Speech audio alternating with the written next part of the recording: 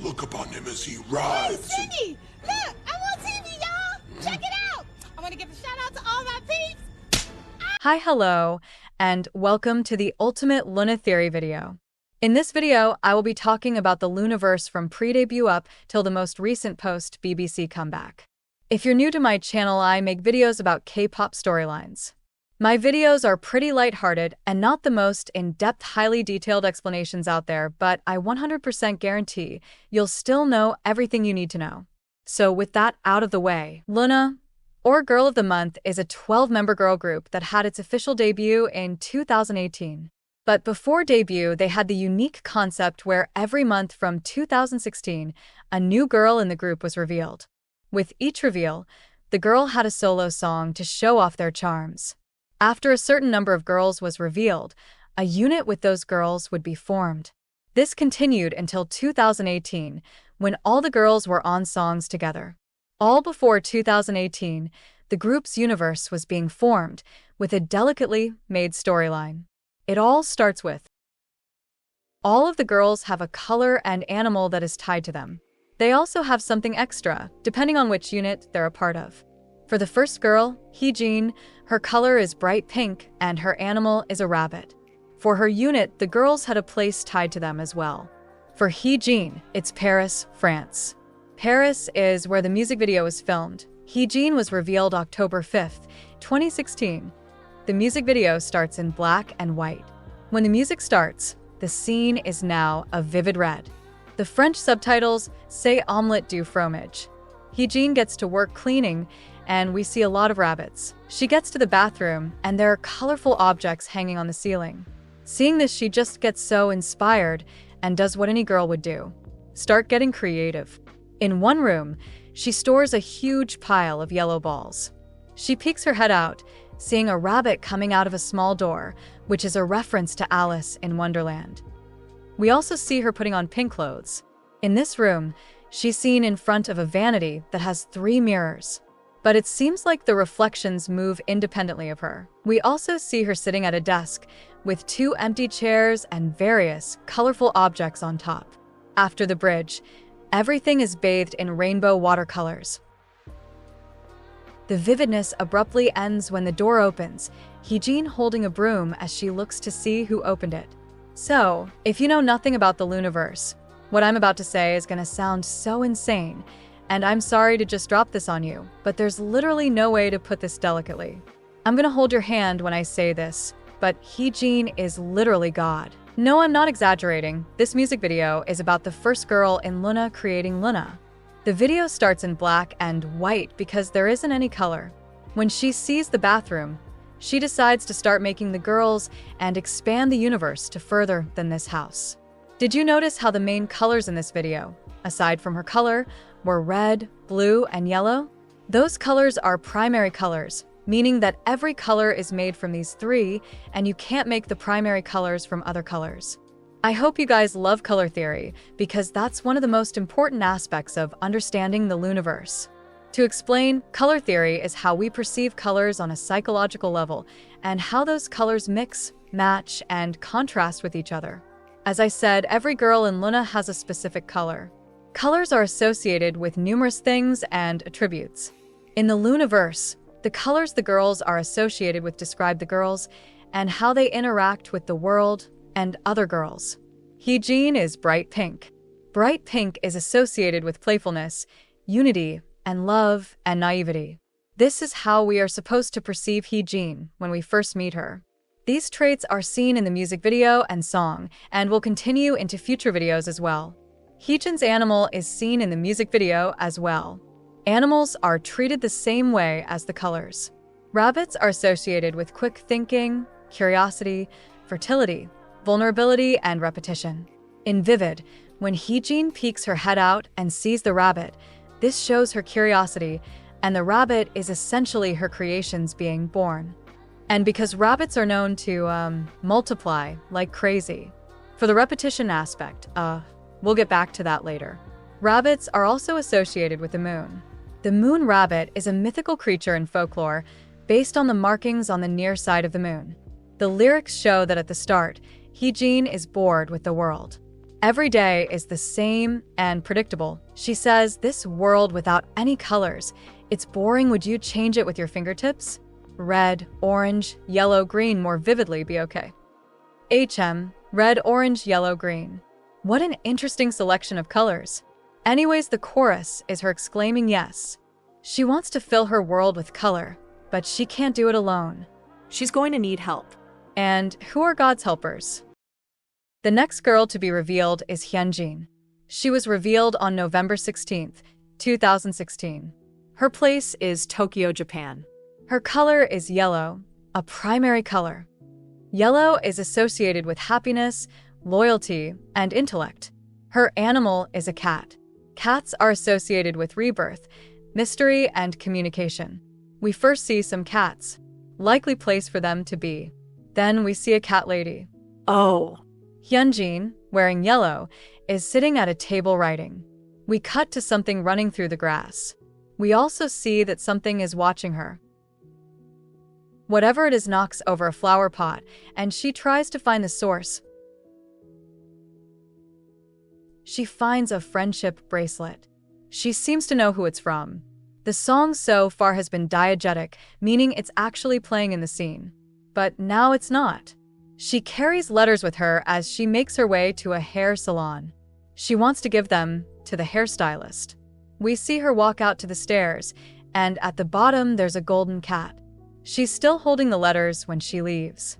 We see her with the cat mask on, and when the song ends, there's multiple of her with the mask on, but she's in the middle without it.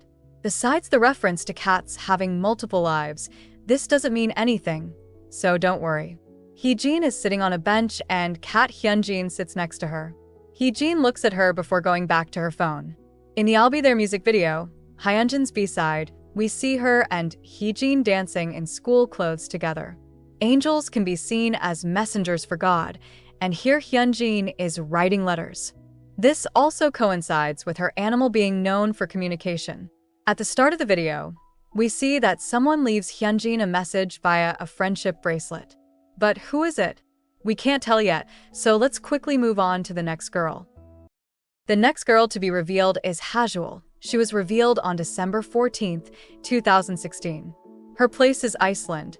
Her color is green, our first secondary color. Secondary colors are colors that are mixed with two primary colors. Green is the color you get when you mix yellow and blue. We know Hyunjin is yellow, but who is blue? Green is associated with growth, new life, and being lethargic. Fun fact: in Greek mythology, Lethe was the name of a river in the underworld that was also called the River of Unmindfulness, or the River of Forgetfulness. Legend has it that when someone died, they were given a drink of water from the river Lethe to forget all about their past life. No reason I'm bringing this up at all. Her animal is a white bird. Oh, you mean a dove? Nope. But saying white bird given what we'll see? I'm just gonna say, dove, what are they gonna do, shoot me? Doves are associated with peace, being motherly, purity, and sacrifice. We see Hajul in a car, looking lethargic. She does not want to be there. This is why you should always stay awake in Ubers, guys. You might end up in Iceland. She goes to pay the nice Uber driver, but there's no one there. She steps out of the yellow car and starts collecting little diamonds. We get a flash of her in all white with the craziest wig ever. She looks like a little bird. Cute. Hey, what was associated with doves again? Anyways, she finds the yellow jacket's plane and she sees herself, but it's the dove version of her.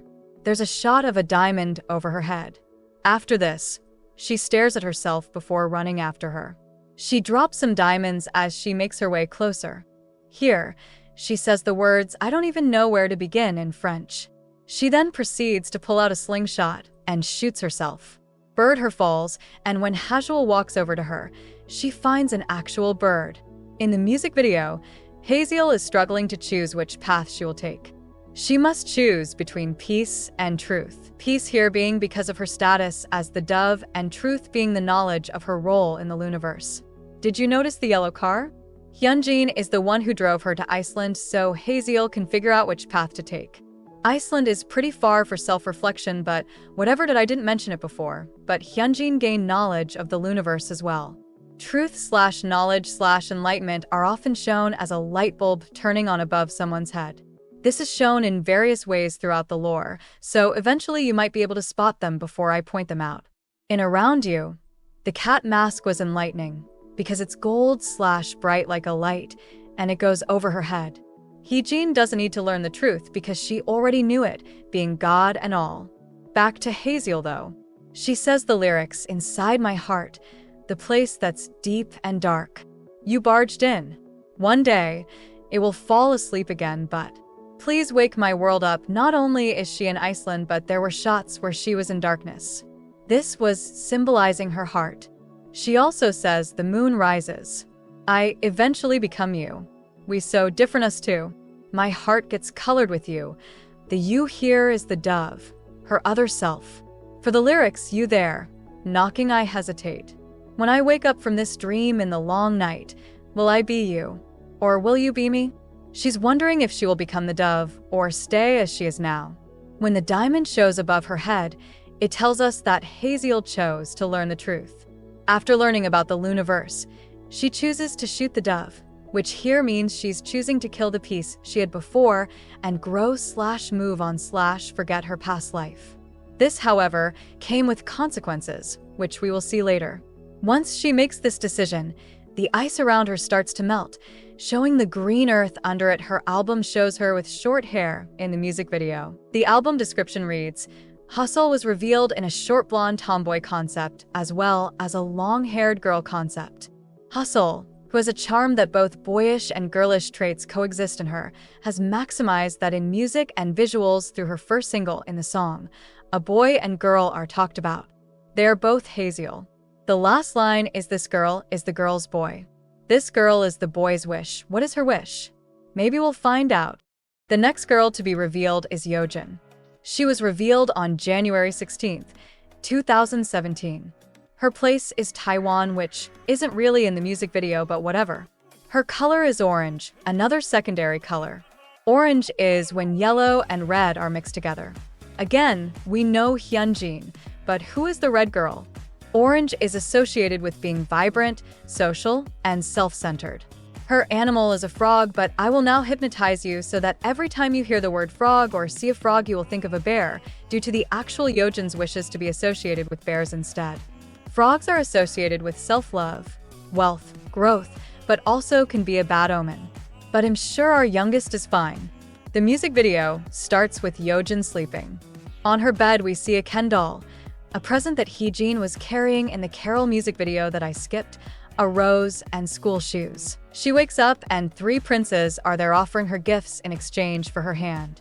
As one guy puts on heels for her, a new challenger approaches, the Frog Prince. She wakes up and is like, what a horrible dream, thank God that frog isn't real. Oh.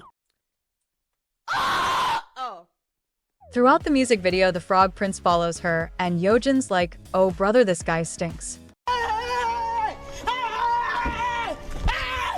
Why are you running? Why are you running? We see the frog under a chandelier, and that's when she walks over to him, thinking of giving in.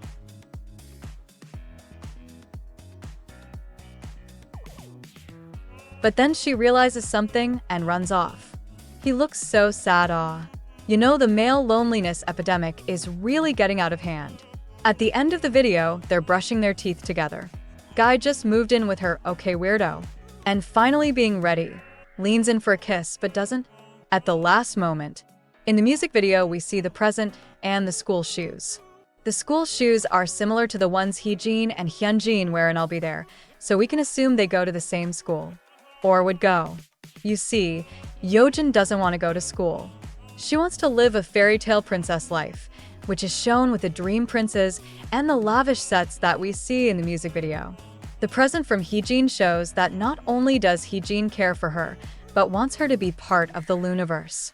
In the My Melody music video, we see that she's close to Hazel, but she still declines to join. And then the frog appears. The frog, who we never see who it actually is constantly following Yeojin.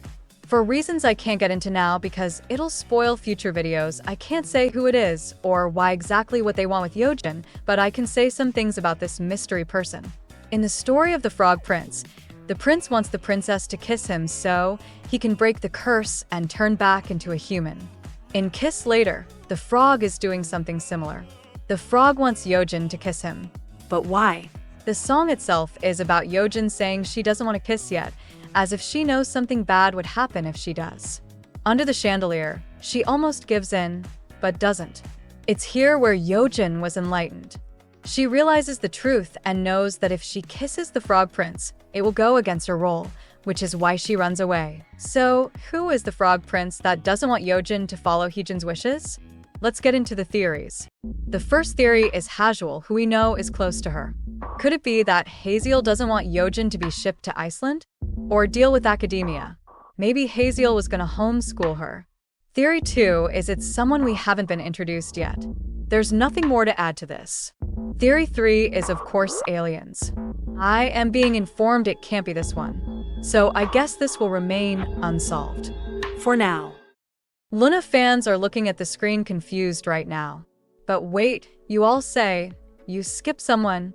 Well, I am going in lore order, which is almost the same as reveal order, but some videos will be shown first. Let me cook, okay, trust me. 1/3 is the first unit formed on March 13th, 2017.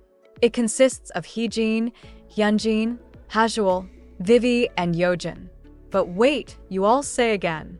Some of you are like, who's Vivi? Don't worry about it. Some of you are like Yojin technically, not in 1/3. Yes, but I don't care. She's in it to me. And other theorists so, it's fine.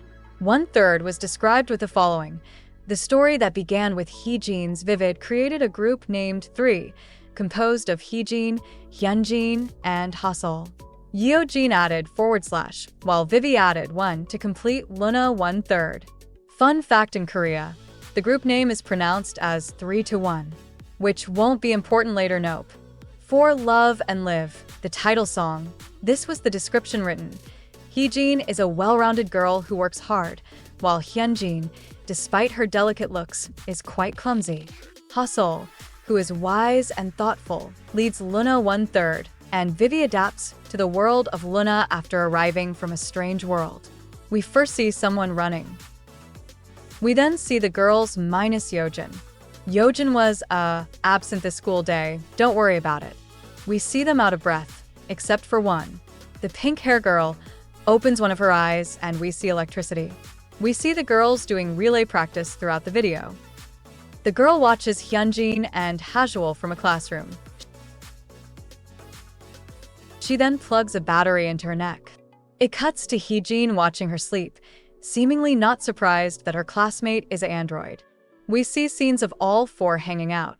The girl feels distanced from them due to her, being an android. She can't drink the juices the girls give her, so she just puts them in her locker. She then unplugs the battery, and she only has 4 minutes of charge. The girls are racing again, and the android starts going off course.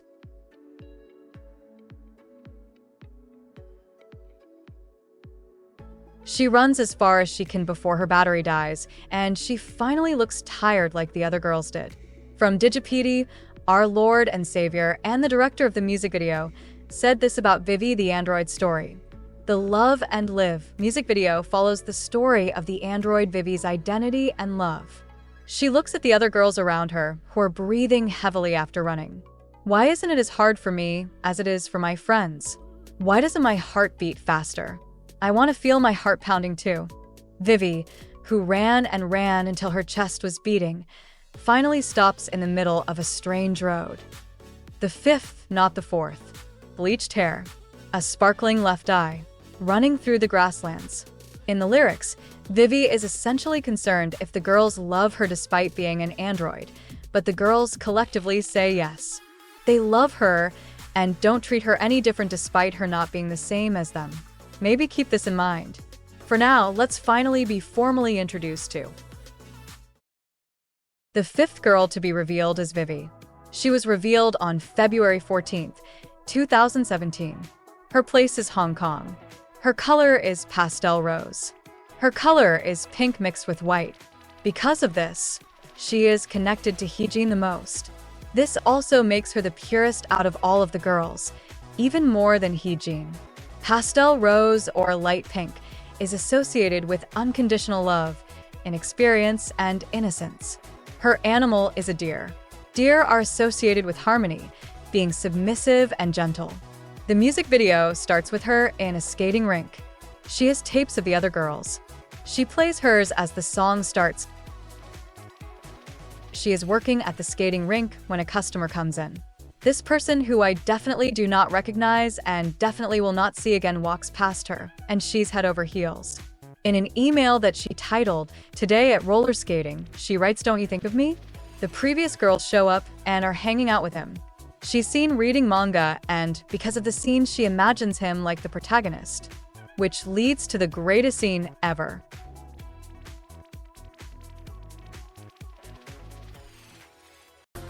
Hi, I'm Renata Bliss, and I'm your freestyle dance teacher.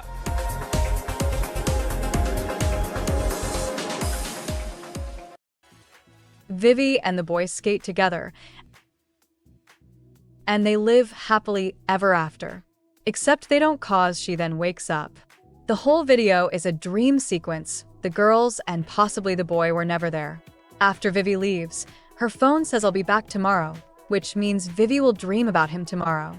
Dida PD revealed this about Everyday I Love You. The story of the Everyday I Love You music video was created by restoring Vivi's memories as a human before she was converted into an android. The bleached hair mentioned in Love and Live was to hint that Vivi's hair changed to pink when she became an android. So Vivi, before becoming an android, had these memories. So, did the boy actually exist?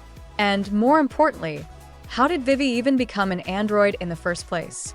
Heejin seems to know, but we'll have to continue on to find out more. Sonatine comes from the repackaged album Love and Evil. The descriptor for Sonatine goes as follows. Is love something sweet? Or is it something cruel? It might be a question too difficult for young girls to answer yet. The track takes the encounters of love away towards the adolescence of the girls. For girls gather to sing a sonatine, to cast an arcane spell of love. The music video isn't extremely important, and most of the lore is in the lyrics itself. The lyrics can be viewed as a letter written to the future girls, wanting to meet and fully form the loonaverse. Heejin sings "Mysterious You, Secret of Me." We meet to become one universe. The girl who holds all of the knowledge of the loonaverse wants to find the new girls to continue her plan of coloring the loonaverse. Hyunjin also sings about a secret of a secret. Again, most of the loonaverse is shrouded in mystery. They want to reveal everything with all of the girls' help and see what's at the center of the universe, essentially. The last lyric is "A new world will open up to me." Coincidentally, this is the album that formally introduces the loonaverse. Heejin meets Hyunjin, who goes to the same school in the same grade. Hazel is a warm friend who is like a mother to Yojin. Vivi, an android who can't speak Korean very well, introduces Jin Seoul in Hong Kong. Every member's character is pronounced vividly. Is a story of love that 1/3 girls tell Love and Live or Love and Evil. A new member will be announced in May to build up a new view of the world. The girls of May, June, July will be another unit. The girls who are lost in the forest have gathered here. Can they save Yojin? Wow, that's a lot. The first part is what we have seen up till now. Except who is this Jin Seoul person? And why is Yojin lost in a forest? A strong theory is that Yojin being lost is the consequence of Hajuel choosing knowledge. She loses her peaceful days of being friends with Yojin. Without the guidance of Hajuel, Yojin was almost coerced into doing something that she shouldn't do. As soon as she ran away, once she also gained knowledge, she became lost and wasn't able to join 1/3 at school. Is love something sweet? Or is it something cruel? Is something the girls will come to answer as time in the universe keeps moving. Everyday I Need You was filmed in Hong Kong. For this video, only one thing is important enough to point out. Vivi sings, "I want you to like me, I want you to love me. I miss you, I want to see you again. Just thinking of you like a fool. The day passes again." This continues on from Every Day I Love You, where we saw that Vivi fell in love with someone when she was a human and wants to dream about them every day. Vivi misses them and still loves them. After this, a girl we have never seen before appears. She starts rapping her part and is not seen again. Could this be Jin-Soul? Well, according to the song that features Jin-Soul, I'm gonna say yes. But why is she here? Is she the next girl? And what connection does she have with Vivi? There's been a series of videos that were released that are as close to lost media as you can possibly get without it actually getting lost. At the fan meeting called Cinema Theory, Up and Line, never-before-seen videos were shown to a crowd. It's only thanks to the people who were there that filmed the videos that we are seeing them now, as none of them were released publicly. One of these videos was called Letter to Hong Kong. Most of it isn't lore-related until we see 1/3 go to the aquarium. The girls are looking at a huge tank of various fish. The camera is focused on Hajuel, who is talking. But in the background, we see a blonde girl that has her left eye covered with a white eye patch. She's wearing a white blouse with a blue skirt. She's staring intensely at the tank. Even though she's wearing something different, this is Jin-Soul. For reasons that will be revealed later, Jin-Soul ends up in Hong Kong with Vivi before her official awakening in the universe. Now that she's there, what will she do? This is going to be controversial, but I will be introducing a unit song first before we even see the girls that are in the unit. In lore order, this video comes next, and you'll see why by the end. I won't formally introduce anyone yet, but I'll make sure everything makes sense. The music video shows everything in black and white. This part of the Loonaverse hasn't been colored by any of the girls yet. We see someone shine a light in Jin-Soul's left eye.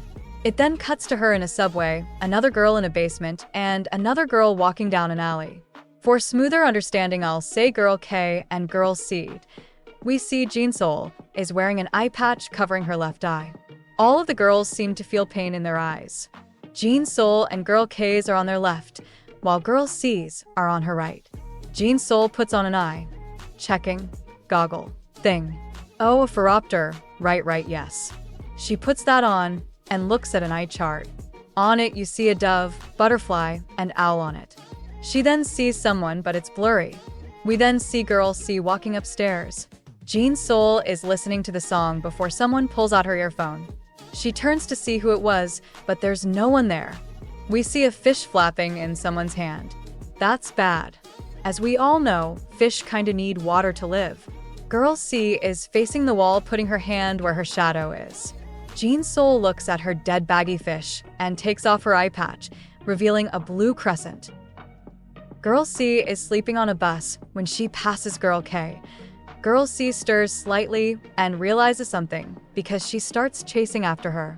Girl K's eye shines the same as Jin-Soul's, but hers is red. The world around Girl K is now turning red, showing she's coloring the world. The basement where Girl C was is turning purple, and Jin-Soul's subway turns blue. Girl K picks up her backpack, and the ending scene shows her going to a new area. Welcome Jin-Soul, Cherry, and Kim Lip to the Loonaverse. In this music video, they're all separate from each other. Like Heejin was doing with 1/3, they're trying to come together to paint their world. The girls don't know their purpose for being there, but two of them become enlightened to it. After looking at the dead fish, she pulls off her eye patch, and her eye has turned blue. This is her being awakened to her role. She realizes her purpose. After Cherry passes her, Kim Lip's eye also activates, and she chases after her, knowing that she must bring all the girls together. Cherry is the only one who doesn't show her enlightenment, but her color does get spread. We'll see why later. Lyrics-wise, the only one to point out is when Kim Lip sings Frozen Hearts Wake Up One by One. This lyric connects to Hazel's lyric in Let Me In when she says, "It may go cold again, but defrost my heart." There doesn't seem to be a connection between these two girls yet, but soon it'll be seen. While Heejin, Hyunjin, Hazel, Yeojin, and Vivi have released their solo singles each month to build up the true form as LOONA, Love and Live and Love and Evil were the first real steps towards the Loonaverse, the alternate universe LOONA lives in. It isn't just a series of releases every month to make a group in a year, but it is a story told by music introduced to the world, one after another, to expand the Loonaverse. As previously announced, the girl of May has arrived. Kim Lip is a 19-year-old girl who starts to draw a new circle, different from the one drawn by the previous members. While we traveled around the world going to places such as France, Japan, Iceland, England, Taiwan, New Zealand, Hong Kong, and Busan to witness the LOONA episodes according to locations, the new circle will evolve around 3 different colors. Kim Lip, representing the color red, will gather 2 other girls to add to the palette of the circle. Kim Lip is a fresh start for LOONA's expansion of their universe. A new unit will be formed along with the Girl of June and the Girl of July to present a whole new color, different from LOONA 1/3. The new unit and LOONA 1/3 will coexist and unify in Loonaverse, and when other members scattered around the world unite to create a bigger circle as a whole, the construction of the Moon LOONA has been dreaming about will be complete. Can Jin Sol, rescued from a basement in Hong Kong by the wishes of the fans, meet with the rest of the LOONA? Will Yeo Jin find her way towards the other members without wandering off somewhere else? Who will Kim Lip meet to complete her circle of colors? With the introduction of Kim Lip, LOONA eclipses. Wow, quite the introduction. The next girl to be revealed is Kim Lip. She was revealed on May 22nd, 2017. With the next 3 girls, they don't have a place related to them, but a superpower. Her power is time travel. Her color is red. Red is associated with love, adventure, danger, and magic. Her animal is an owl. We saw an owl photo in Sweet Crazy Love. Owls are associated with wisdom, mystery, danger, and magic. At the start of every music video, the girl's moon is seen. For Kim Lip's, her moon fully eclipses the logo. The music video starts the same as how Sweet Crazy Love ended. The music video is mainly just choreo, with scenes calling to eclipses, her color, and animal throughout. The eclipse shown here is the solar eclipse, where the moon passes in front of the sun.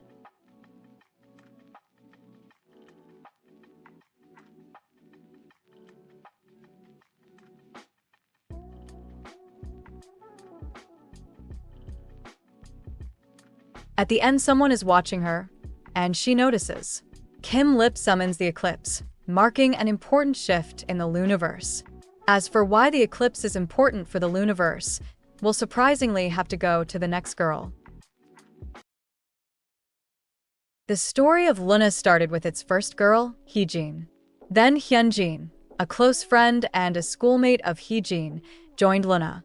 Hustle, who always seems to cause rain wherever she goes, and the youngest member Yeojin, who hops around everywhere like a noisy frog, joined along.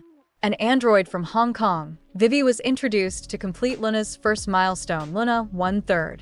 As they pass through the endless forest created with love and live and love and evil, LOONA's universe keeps on expanding. Each girl meets another girl like building blocks stacking, and the encounters of each girl creates new synergies to bear berries. The structure built by these young innocent girls eclipsed with Kim Lip's appearance to show a different side of what they had built. Now, the introduction of a new girl draws an even bigger circle now. Jin Sol is the girl of this month. Now, with its progress just over halfway, the universe of LOONA strengthens more and more to show its real potential. Kim Lip, Jin Sol, and the next girl to come will form a new unit to add colors very different from what LOONA 1/3 has brought. Side note, the part about Hajuel could be that she's now drowning in an indescribable sadness due to losing Yeojin. You know what will fix that? More rain. The next girl to be revealed is Jin Sol. She was revealed on June 25th, 2017. Her power is teleportation or space travel. Her color is blue and black, or, to be fancy, royal blue. Jin Sol is the first girl to have 2 colors. Blue is associated with knowledge, power, and loneliness. Black is associated with strength, mystery, evil, death, and fear. Jin Sol is one of the primary colors, which means she was one of the first girls created, but then something happened that caused her to gain a new color, black. Even though it's not official, Heejin can be seen as having the color white, as that's how Vivi was created. So, who gave Jinsoul the color black? Because of what black is associated with, we know Jinsoul has been tainted in some way, changing her from her pure angelic form into something with a tinge of darkness. Could her being locked in the basement in Hong Kong have something to do with this? Her animal is a blue betta fish. Betta fish are associated with individuality, defiant, freedom, solitude, and aggression. In Letter to Hong Kong, Jinsoul, after being rescued by Vivi for reasons still unclear, went to the aquarium. She was looking for her fish. We then see her with her fish in sweet, crazy love. In the subway, after someone pulls out her earphones, something changes with Jinsoul. She pulls out her fish and puts it in her hand. This symbolizes her mindset in this moment. She feels like she's in someone's hand, flailing helplessly. Remember all those flashes of blood? Jinsoul decides to take matters into her own hands and decides to kill the fish. She essentially kills off her old self, accepting the new darkness that she was met with. Jinsoul then, looking at the dead fish, takes off her eye patch and we see her activated eye. She sees the truth in her role in the loonaverse, and she has a purpose. But because of her tainted status, is it the same as the other girls? In the music video, we first see Jinsoul in a dark area. She's walking with her fish, showing that this also picks up after sweet, crazy love. Jinsoul suddenly realizes that someone is watching her, and she starts running. We see a scene of Jinsoul in a store filled with different fish tanks. She walks through the aisles while holding her fish, looking at them. She stops in front of them, dipping her hand in the tank. Once she does this, the tank starts filling with dark blue. After she puts her fish in the tank she chose, Jinsoul is seen to be wet and given the illusion of swimming in the darkness. In the last scene, we see her dripping wet, with her fish gone. In this music video, Jinsoul was officially putting herself in the loonaverse. She sings guilty of swallowing the sun in the afternoon. The term swallowing the sun is what an eclipse is referred to. But why is she singing about this and not Miss Eclipse herself? Swallowing the sun is what some ancient cultures believed celestial monsters and gods did. According to the sun-eating dragon, eclipse stories, myths, and legends by Noel Warner, the eclipse was a symbol of symbols of obliteration, fear, and the overthrow of the natural order of things. The word eclipse comes from a Greek word meaning abandonment. Quite literally, an eclipse was seen as the sun abandoning the earth. A recurring and pervasive embodiment of the eclipse was a dragon or a demon who devours the sun. Essentially, if you cause the sun to go away, you are seen as an evil and harmful being. For Jinsoul, this means that she created the eclipse for Kim Lip, and that was seen as an act of sinning. For the two girls' initial description, an emphasis on a new and different side of LOONA being shown was mentioned. Jinsoul, being colored with darkness, makes a new and different moon that wasn't supposed to be made. Solar eclipses can only be made when a new moon is in the sky. Solar eclipses weren't seen as a bad omen in every culture, however. For Navajo people, they viewed the eclipse as a time of renewal, for the sun and moon are dying and reborn. Because of her moon, the girls after her will be affected. She is essentially creating the second half of LOONA. Because of all of this, the fandom has given her the lovely nickname as the traitor. To defend her a bit, like, yes, she did do all of what you're accusing her of, but Jinsoul was told to do so by someone. Nonetheless, she goes against Heejin and sins. We don't know if Heejin is aware, but seeing as how she's God, I feel like she would notice if one of her closest angels were going not only flying close to the sun, but swallowing it. But maybe she didn't. Maybe she should keep a closer eye on them going forward, so this never happens again. Back to the lyrics, she also sings, "Deeper and deeper the secret gets." In her promotional images, her photos have special captions. They say, "The secret hidden in the colors LOONA 1/3 has been looking for. A deep and clear truth LOONA has found, and Heejin, Hyunjin, Haseol, Yeojin, Vivi, Kim Lip. And here's Jinsoul. We are one in the end in Sonatine, secrets were mentioned. What could be the secret? It seems like Jin-Soul knows. Can she share with the class? Maybe the next girl will tell us. The universe of LOONA is expanded by a combination of the new member with previously introduced members. After the announcement of a new unit with Kim Lip eclipsing, LOONA's colors deepened with Jin-Soul singing in the rain. The circle gets completed now with the introduction of Cherry. Kim Lip's color red, Jin-Soul's color blue, and Cherry's color purple will combine.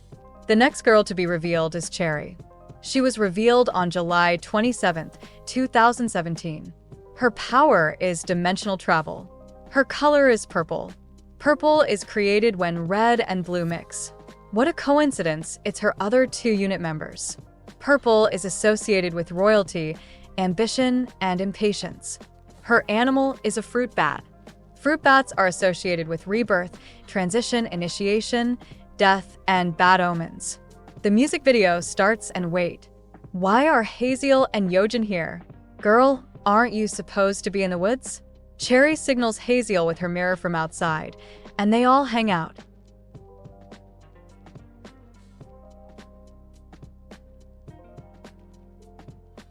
Cherry turns and sees a slice of cake on the bed. It has a cherry on top. Tempted to take a bite, she sits on her bed, eats the cherry, and immediately falls to the left. The song is now evil. It's scary and evil, and oh my god, Kim Lip, Jin-Soul jump scare.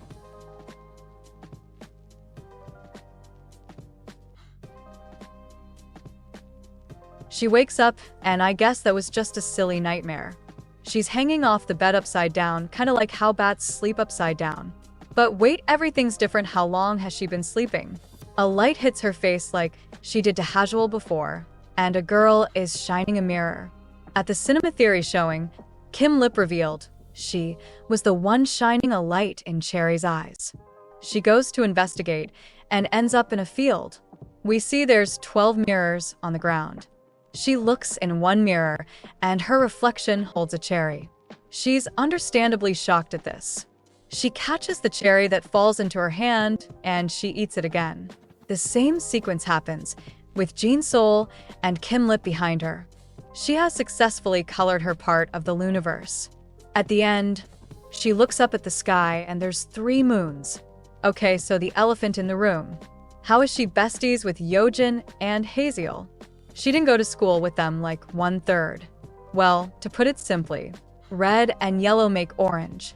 Blue and yellow make green. Blue and red. Yojin and Hazel are wearing red and blue in the music video. From this, we can also see another connection. Hyunjin. Yellow is a common factor for Yojin and Hazel. Hyunjin worked with Kim Lip and Jin-Soul, aka the primary colors, to make Hazel and Yojin. At some point, Hyunjin decides to stay with Heejin on Earth. Kim Lip and Jin-Soul are like, well, we need a replacement. On the color wheel, what is the opposite of yellow? Purple.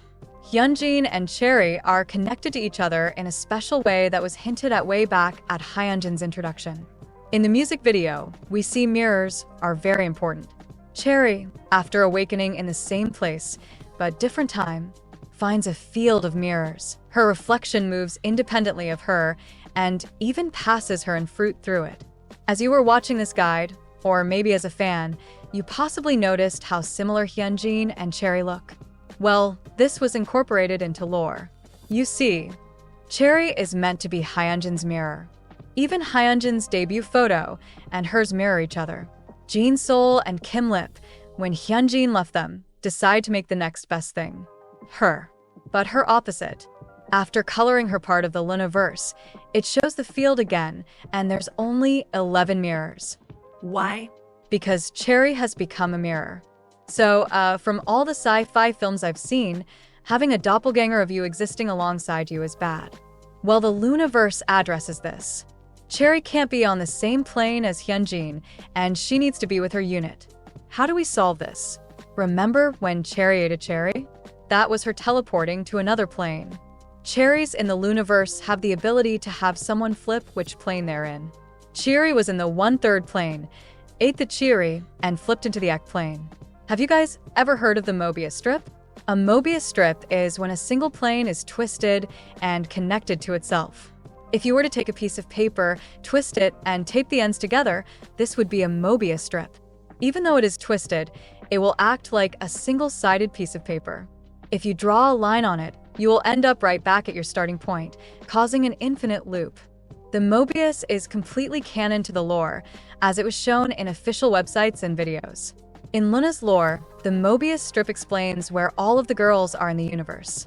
If you were to look at a Mobius strip, it looks like there are 3 sides: the back, front, and the twist.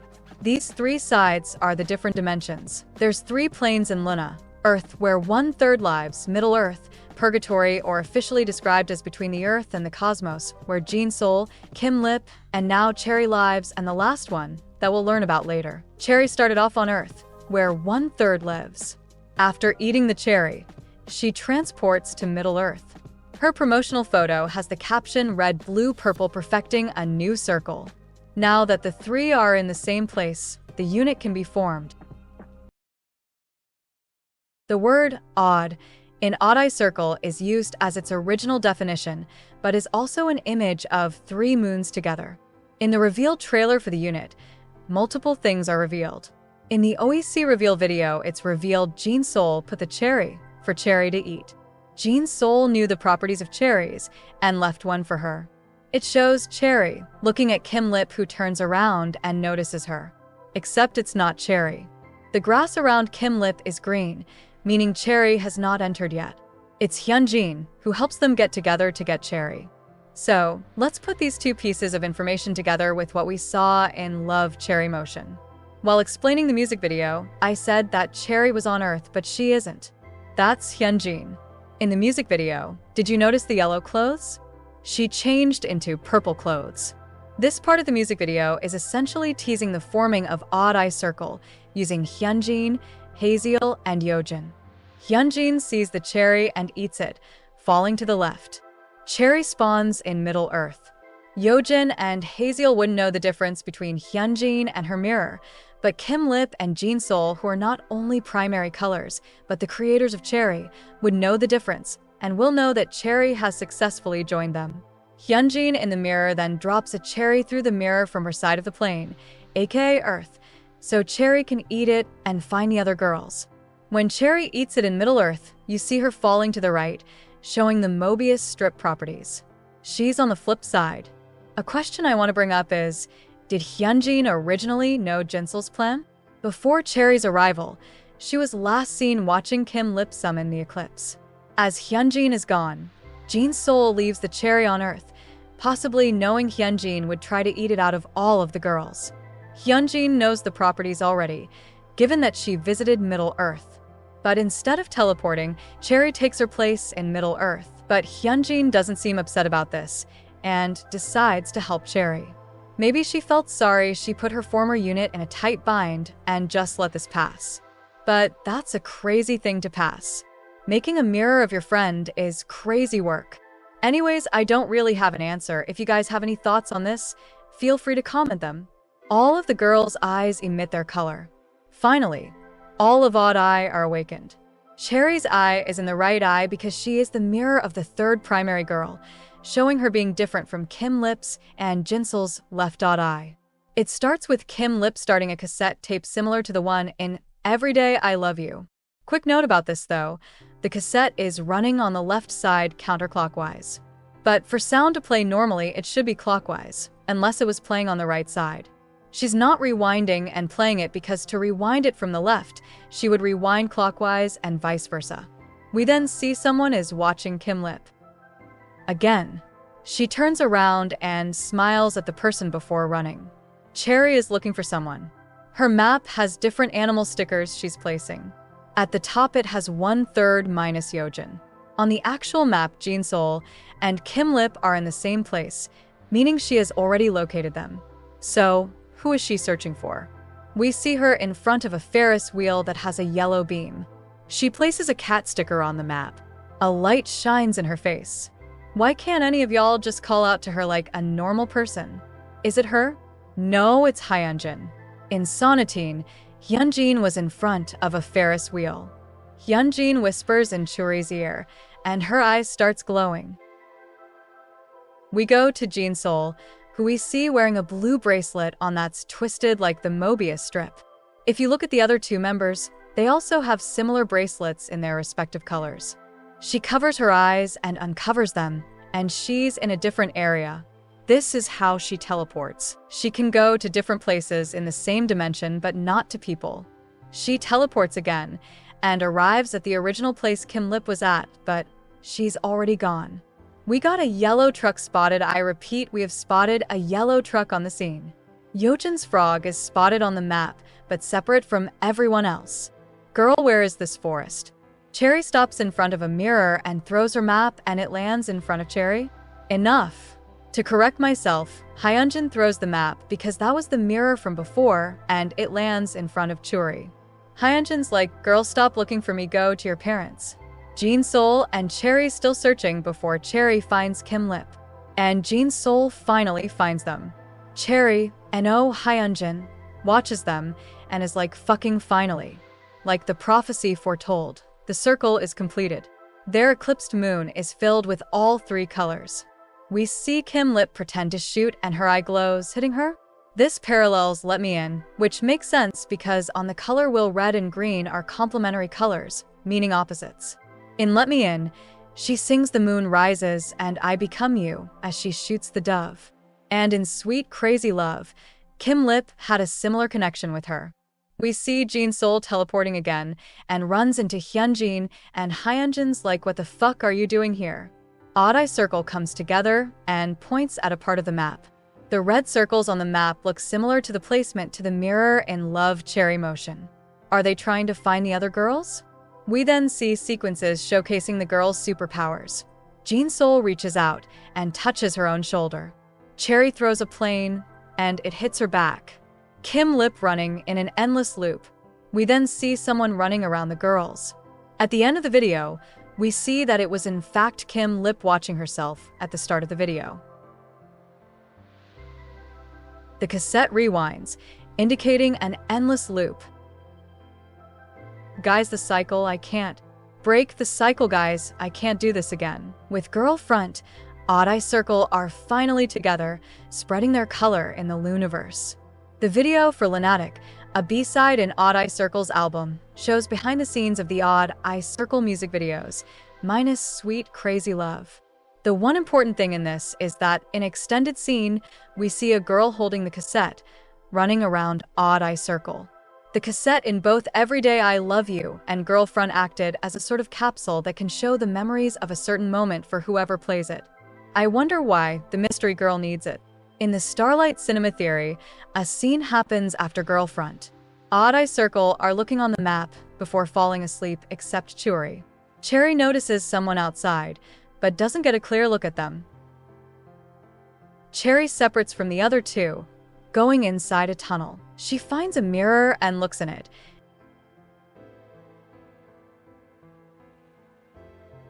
Seeing someone walk up from behind her. The girl holds a red apple in her hand and is wearing a burgundy jacket. We see her. The next girl.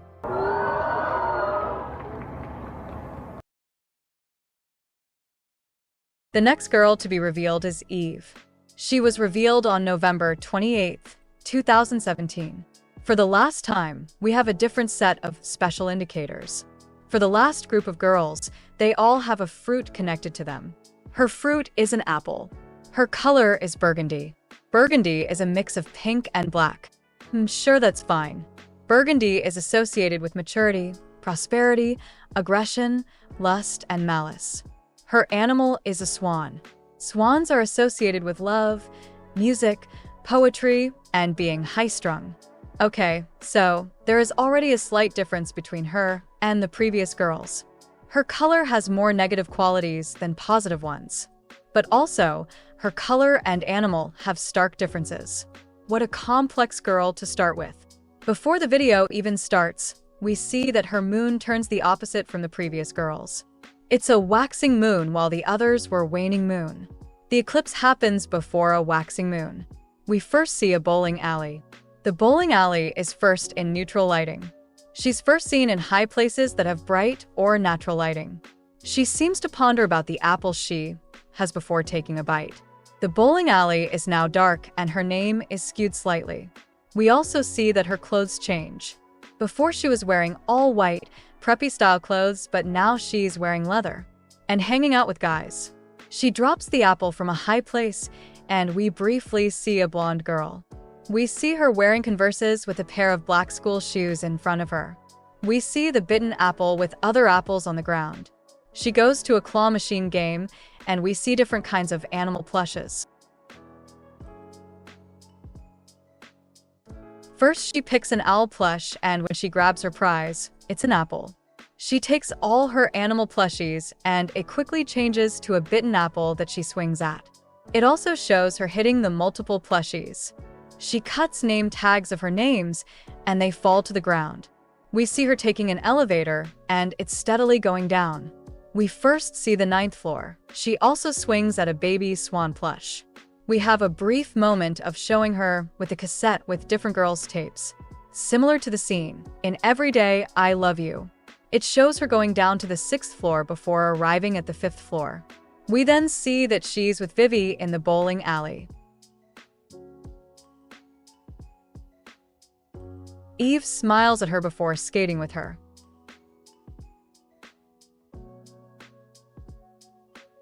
We then get quickly cut shots of her biting apples, dropping yogurt, jumping from a car stopper, dropping and throwing apples, and opening Vivi's tape.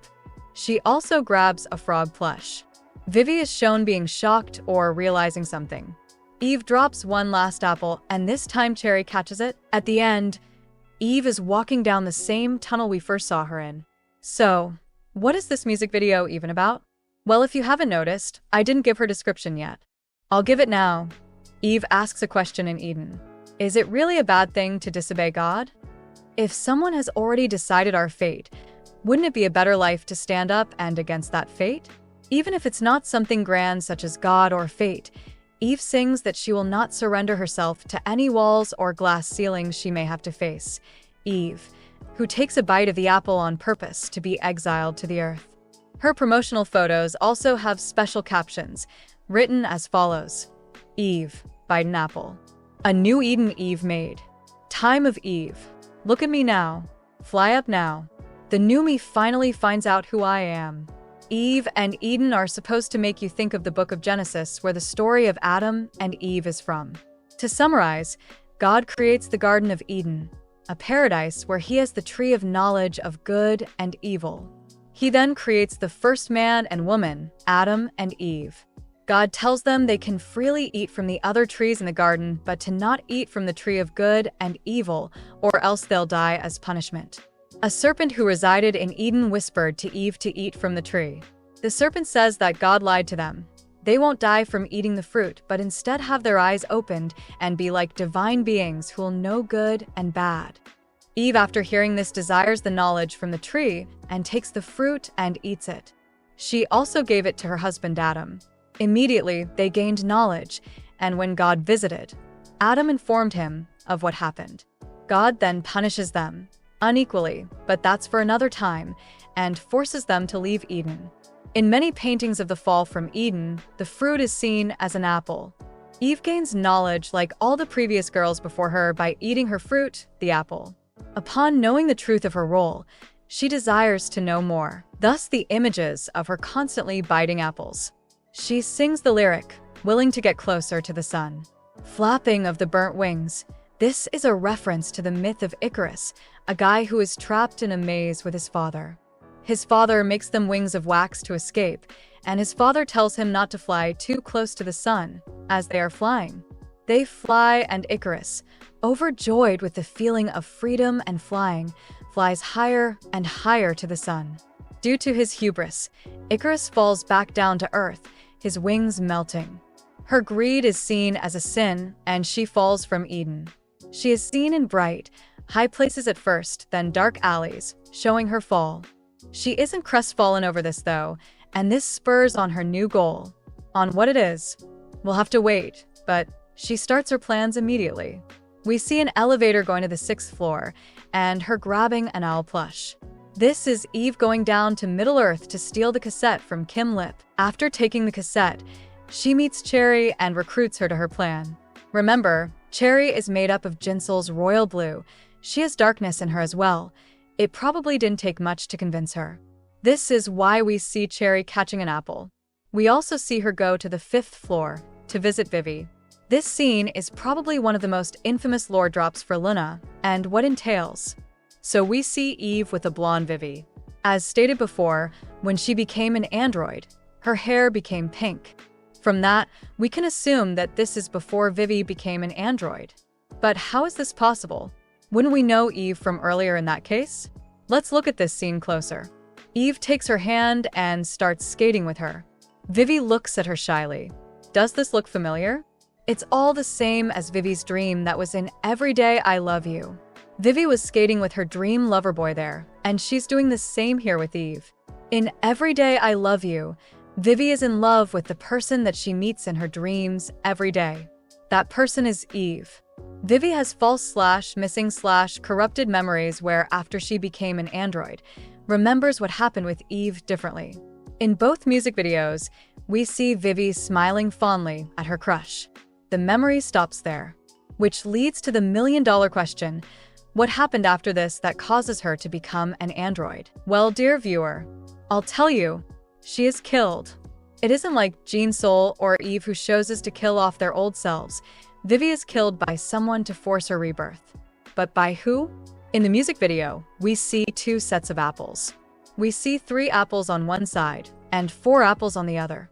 One of the apples has a bite taken out of it.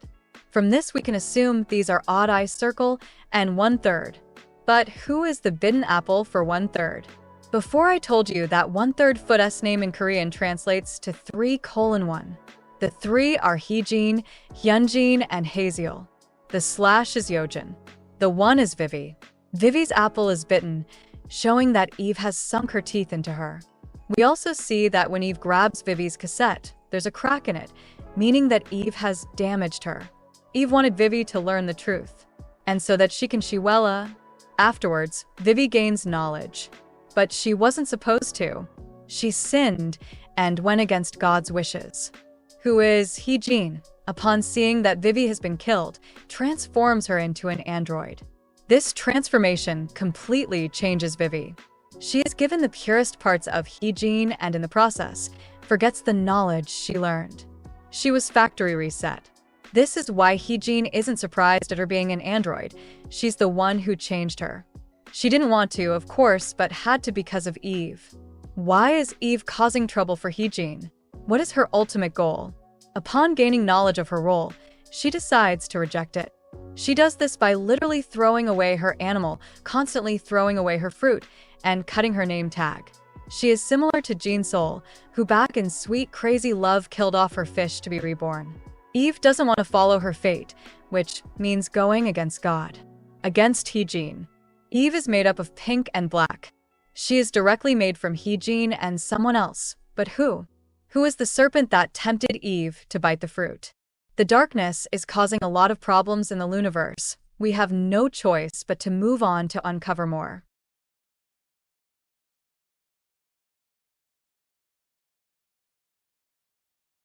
But first, more gay. The next girl to be revealed is Cho. She was revealed on December 27, 2017. Her fruit is a strawberry. Her color is peach. Peach is a mix of red, yellow, and white.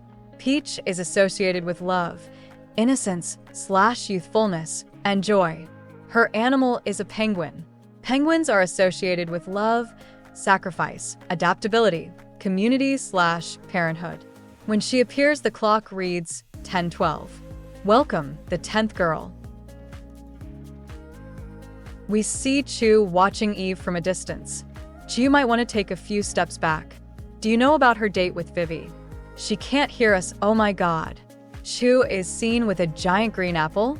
Isn't her fruit a strawberry? Why is she trying to gift Eve an apple? We see Eve constantly reading as she ignores Cho.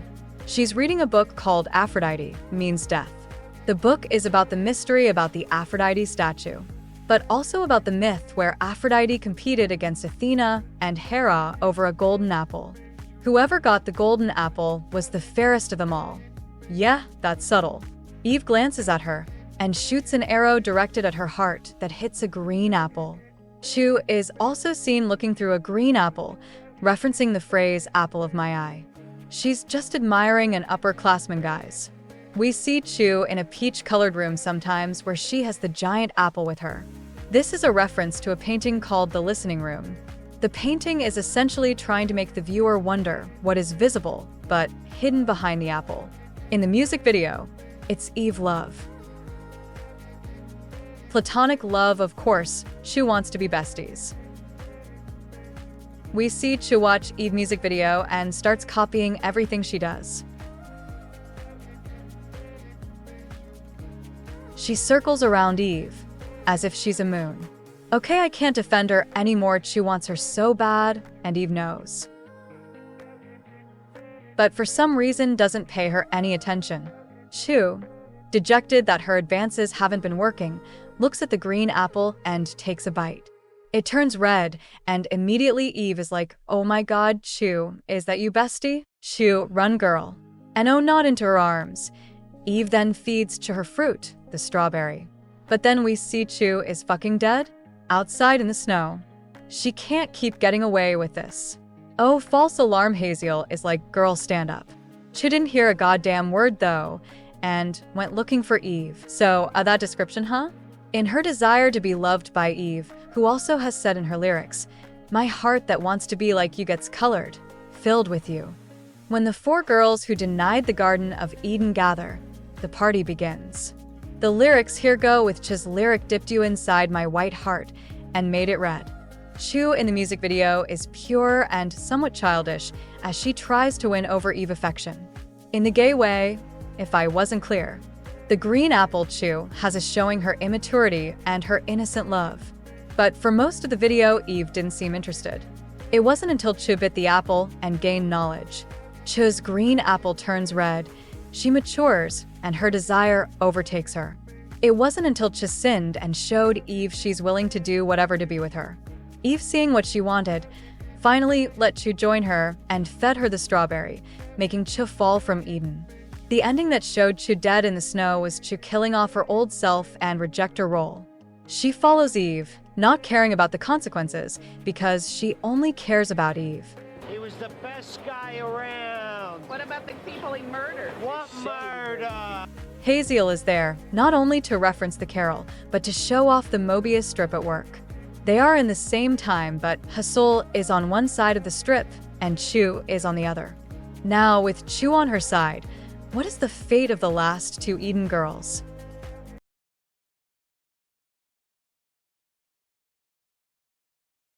The next girl to be revealed is Go-won. She was revealed on January 29th, 2018. Her fruit is a pineapple. Her color is Eden green, but for symbolism we have to use mint blue. Eden green is associated with femininity, innocence, and tranquility. Her animal is a butterfly. Butterflies are associated with change, hope, rebirth, enlightenment, and death. Go-won is first seen under a chandelier in a dark blue hall. We see someone hanging upside down before dropping the apple. I am halting the music video now to talk about this. The girl who is upside down is Cherry, the fruit bat. Cherry has the apple that Eve gave her. Cherry is joining Eve in her plans. We know that Eve wants all of the girls to reject their old selves and essentially go against Heejin. When Cherry joined the dark side, she started using her powers to help. We see her here in Eden to try to get Go-won to sin, but she also does it to another girl. To Yeojin. Remember all the way back in Kiss Later where there was a crazy frog following her, trying to get her to kiss it? The one in the suit was Churi. We even see the frog upside down. Cherry was trying to get Yeojin to sin, but Yeojin didn't and instead got lost in the forest. Where are Cherry's parents? Do they know the crowd she's hanging out with? Maybe so, but we'll get to that. Back to Go-won though. The crowd in question is watching her from behind and start chasing her around like Jehovah's Witnesses. We see Go-won in a dark room. This room symbolizes her heart. She's hiding her true self there. Bonnie and Clyde opens the door and tries to let light in, which represents knowledge. But she hides under a table so it doesn't hit her. They walk around waiting for her to emerge. Here she says the lyrics, "The only person that can shine a light in my heart is me." one and only. Her shadow shows herself with a crown, and the chandelier is lightly lit over her, looking like a crown as well. We then see her under some see-through sheets. The sheets are supposed to be like a cocoon. She sits at a table with 2 seats at the end. She eats her fruit and becomes blonde, showing she has shed her previous identity like the other 2. She is reborn. Eve is looking at her with her apple. Chu is looking at Eve with her strawberry. Eve hands her her crown and hugs her.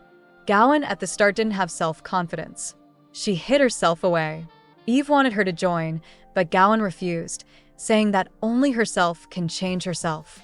In the lyrics, she says, being fallen into a weird world / even if you tell me so, I'm fine / I'm the leading role then. Gowan in this music video is seen with crowns. Crowns make us think of royalty. Gowan also wears a black dress. This black dress is similar to the one Heejin wore in her own music video, showing Gowan's high prestige. If Heejin is a queen, Gowan is a princess. This is the main reason why Eve wants her. She wants Gowan to lead them against Heejin due to her high status. She also says, I don't need no Garden of Eden / the time in my hands / means that I'm already in heaven. Gowan doesn't really care about Eden. She just cares about her self-worth above everything else. She decided to eat the pineapple because she saw it as a chance to bloom into a more confident self. And once she achieved that, even though she falls from Eden, she feels like she's in heaven. Her self-love is confirmed in the lyrics, the reflection of my new shape on the window. It feels familiar now. Now that she has sinned, what does she do now? In the Cinema Theory video titled Seesaw, we see Go-1 making a friendship bracelet.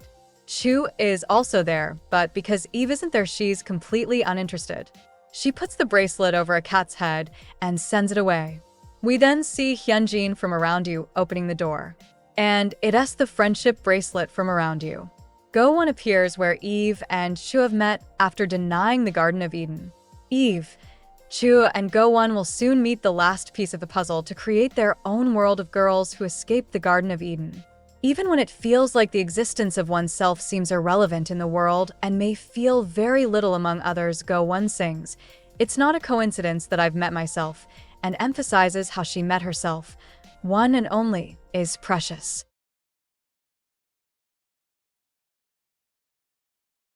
Oh my god, it's time. The final girl.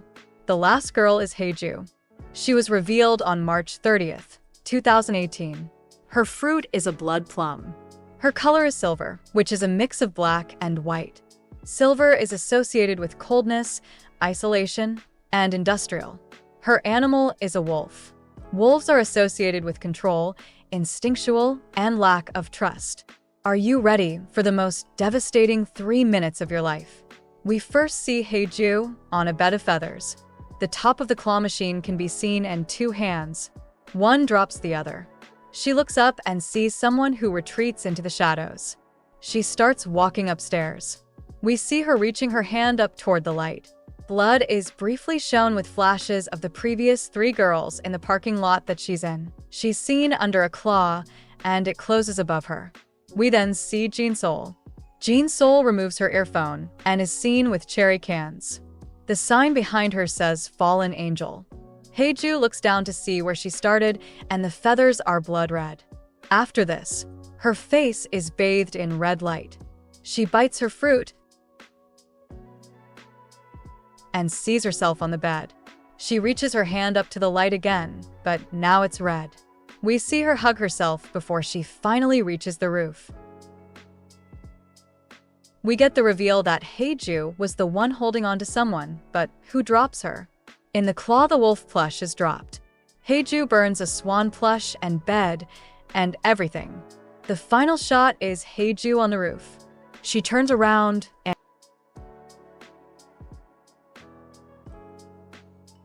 and sees Heejin. The first and last girl finally meet. Her description goes as follows. Last 4 girls are remaining. Starting with Eve, Chu and Go-1 talk about their ego. The ego is seen as a girl who admires someone or envies another. Sometimes, it starts from self-loathing or disappointment in oneself. However, They come to a realization that self-awareness is not decided upon or created by somebody else, but built by oneself by starting to love oneself. With novelty, excitement, and uniqueness. Although it may seem selfish, the process of completing one's ego with loving oneself is captured in the story. The first 3 girls go by this description. They all view themselves as the most important and that they love themselves. They use their ego to make decisions and walk paths. Because of their ego, they all decide to fall from Eden. Haeju, in her music video, lacks the self-confidence that the other 3 had. She also falls, but her video seems different from the others. When we first see Haeju, she's on a bed of feathers. This is showing that she is a fallen angel. We see scenes that symbolize her fall, or to be more accurate, scenes that show she was dropped. The claw machine constantly over her, even dropping a wolf plush, and her holding on to someone who lets her go. We can also tell that Haeju didn't want this to happen. The constant red lighting shows her anger and resentment towards the situation, and to the person who caused it. So who caused it? At this point, it shouldn't be hard to figure out. It's Eve, who is still trying to make the girls follow her plan to go against Heejin for still mostly unknown reasons. Eve was the girl who was watching her from above after dropping her. Eve knew that Haeju didn't have the ego or self-confidence to question herself and reject her role and to define new roles for herself. In Haeju's hesitation, Eve saw reluctance and chose to leave her. The first lines Haeju says are, "Your facial expressions towards me turned cold at some moment. I wanted to despise you, but my heart wouldn't let you go. They say that time heals. Even those words became pain for me. I couldn't get over you." Haeju felt very hurt, to say the least, over Eve doing this to her.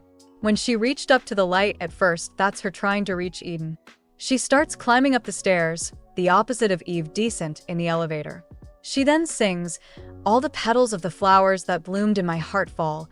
Hasol and Gowon had similar lyrics about petals, but Haeju's the only one that says that the petals fall, meaning that they have died. With the blood imagery, Haeju feels as if a piece of her has died. Eve, you're gonna have to write a letter apologizing or something, girl. When Jinsol appears, she first says, "Hey for the sin of swallowing you." This calls back to her own song, where she sinned by creating/altering the second half of LOONA. She then removes the headphones Haeju is wearing. Where have we seen that before? All the way back in Sweet Crazy Love, where the same was done to her. This is confirmation that Haeju was in fact the one who convinced Jinsol to kill off her former self. Jinsol shows up here to do the same, convince Haeju that she should transform. She's essentially like, "You've already fallen, might as well fully commit. Make the most of a bad situation, you got this, diva." She sings, "You get bigger and bigger, beautiful you. You are me, now I'm you. Little by little, soaked into my veins. On and on, you and me, the endless cycle. We can't be separated when I miss you.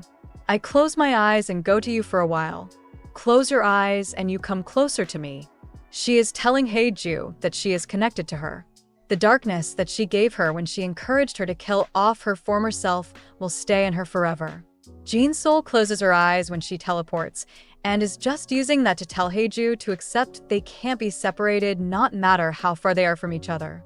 The room Jinsol is in looks like a basement. This is also confirmation that Haeju is the one that locked her in the basement. But why? More on that later. When Haeju looked down again and saw the feathers, they were now red, further showing the death she has experienced. She's angry that she didn't get to choose like the other girls. She wasn't ready to make a decision. But she has to move on. She has to keep moving forward. She finally takes a bite of her fruit and sees herself on the bed. When she hugs herself, she is finally becoming an egoist. She sings, "From now on, I'll love myself. Instead of you, I'll live on. Take another step to hold myself and give myself all. Love myself today." To show that she'll stop looking toward Eve for any kind of admiration or envy, she burns things she associates with her. This includes a swan plush, a bed, and even a cassette tape. Fire represents transformation, passion, and destruction. With this, she is finally able to let go of her old self and be reborn. By the time she reaches the roof, she is the new Haeju, who has suffered more, Haeju or Jesus Christ. On the roof, she meets Heejin. Like Heejin, Haeju has an unofficial color. While Heejin's is white, Haeju's is black. God and the fallen angel meet. Light and darkness. Life and death. Endings and beginnings. Haeju is bathed in red light versus Heejin in blue to further show the differences from each other. But you also have to see what they have in common. Remember, Haeju's color is silver. Haeju is a mix of black and white. Heejin used her white to create, who already had black. Inside Haeju are two wolves. She is made up of good and evil. I'm sure you're sick of me saying it, but we will discuss this more later. For now, just the shot of the first ever girl and the last girl finally being together after 2 years is amazing to sit with.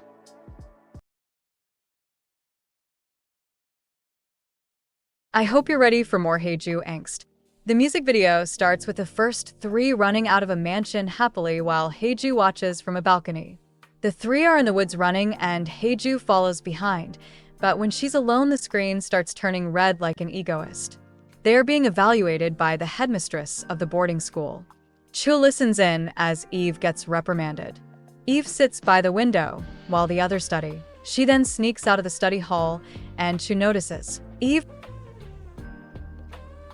unlocks a door that leads outside, and the mistress immediately knows she left. Eve walks barefoot in the woods. The other three are scolded, possibly for Eve actions, but while this is happening, Eve motions for Chu to join her. Evil Romeo and Juliet talks to Go One about the outside while Haeju listens.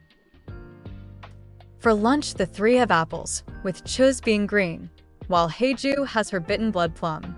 The three leave her, and she's like, "That's suspicious, that's weird." She walks into a room seeing those three hanging out. When they notice her, they stop talking.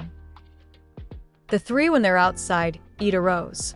The rose refers to the legend that before man fell from Eden, roses didn't have thorns, which calls back to Go One's promo picture titled, "Why is my apple so spiky?" The thorns were added once the rose became earthly plants, showing the sins of man. The rose is also in the same botanic family as the strawberry, apple, and blood plum. 4 slowly becomes 1 as they ditch her. Go One looks back at Haeju but continues running away with the others. At the end, Haeju finishes performing by herself, the mistress pleased. Love Forever tells the story of the Eden girls falling. Eve first, then Chu, then Go One. The three all collectively agree, but Haeju is hesitant. Because of this, the other girls isolate her. The other three leave Eden. Haeju tries to leave, but decides against it, showing this is right before she forcibly falls. In Love for Eva, the headmaster is resembling Heejin, the god in charge of the girls and making sure they aren't sinning. This along with the school setting, and 4 girls are supposed to make you recount something, 1/3 in love and live. In both music videos, there was a girl who was different from the first 3, Vivi being an android, and Haeju not wanting to sin. However, the way the 3 treat their girl is different. In 1/3, the girls do not ostracize Vivi, and in fact try to make her feel as if she's just as part of the friend group as any of them. With Haeju, however, once it was obvious Haeju wasn't going to join them, they made the effort to leave her out of conversations. They make her feel alone and isolated, and Haeju doesn't understand why her friends suddenly shift. Even the group names show the similarities. 1/3 or 3-1 shows how Vivi is different. In the YY by Y logo, the 3 in the circle are Eve, Go One, Chu. Go One is the X because of her link to Christ, like an Xmas. The last Y is Haeju to show her separate from the other 3. The Mobius strip further shows this. Going back to the paper visual, it has 2 sides, right? One side will be the light side, the other will be the dark. Due to where the units are positioned on the Mobius strip, 1/3 will always be on the light side, and YY by Y will always be on the dark side of the strip. Odd eye circle is special because they serve as a physical and symbolic bridge between the two, seeing as how their plane is not only in the middle, but because their unit comprises both light and dark. There's one last connection, and this one is more of a theory than concrete evidence, but it has one of my favorite theories and is a popular theory, so it felt needed to bring up. The reverse order theory is the theory that if you take the girls of YY by Y and then put the girls of 1/3 minus Yojin backwards, you see that they are mirrors of each other. Yojin is separated because she officially technically isn't in 1/3. Lore-wise, that girl was experiencing horrors in the woods, so she was physically separated from the others. So with this, Heejin and Haeju are connected, then Hyunjin and Gowon, Hajuel and Choo, and finally Vivi and Eve. You see this connection through the music videos. All of the 1/3 girls are seen in their counterparts' YY by Y videos. Remember, Hyunjin and Cherry are one person, so even though it was Cherry, she's Hyunjin's mirror. The reverse order theory then introduces the theory that Haeju in fact created YY by Y. In Vivid, the Heejin in black opens the door, inviting the loonaverse to spread. Haeju's promotional pictures have her in a black dress, in front of open windows and curtains. In one of her pictures, she even has the caption "You, who is sent by God. Destroy all the things without hesitation." Haeju, being the black to Heejin's white, decides to mirror 1/3, but she had good intentions with this. She creates Gowon and Choo, then Eve. Eve, being Vivi's mirror, had the most stark differences in personality. In wanting to create a replica of Vivi, who is the pure and innocent, made Eve, who, made with the black of Haeju, turned out to be cunning and aggressive. To further complicate things, Eve is composed of pink and black, of Heejin and Haeju. She has the qualities of both. Eve, upon being created, sees her two creators and is essentially like time to follow in their footsteps, when in reality, she wasn't supposed to want to create. Eve, like Heejin, wants to create, but because of Olivia, also possesses chaotic and destructive qualities. In Love Forever, Haeju has YY by Y with her in Eden.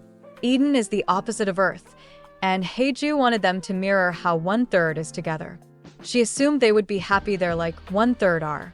But Eve, wanting more than paradise, starts questioning why she has to be in Eden. She first starts by breaking small rules, shown with the sock. She then breaks the biggest rule and leaves Eden. She sins and learns the truth of everything. Upon this, she decides to go against Heejin and unknowingly Haeju.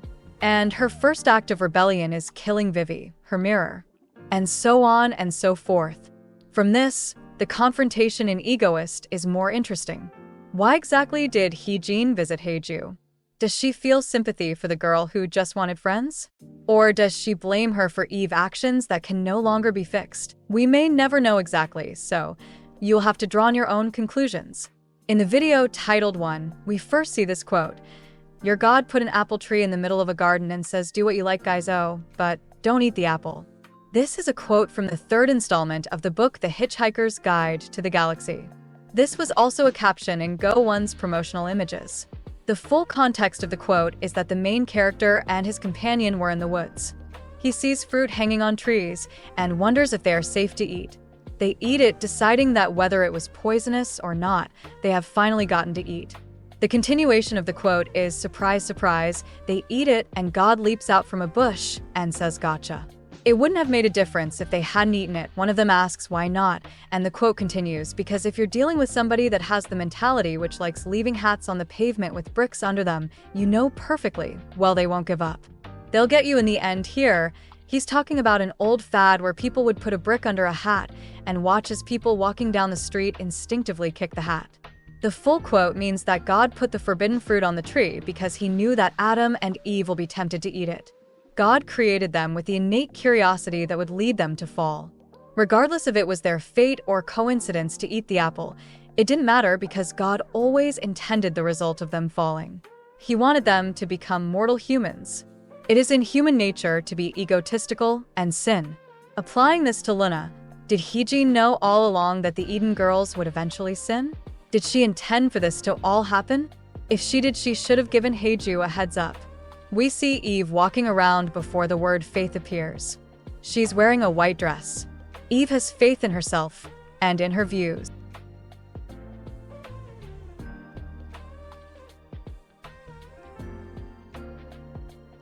She grabs a red apple before it switches to Choo, holding a green apple. She seems surprised at the change of her clothes.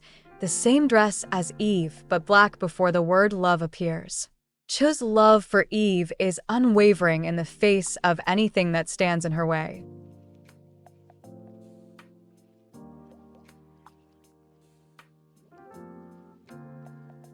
Go-won comes out of the room in the same dress, also surprised.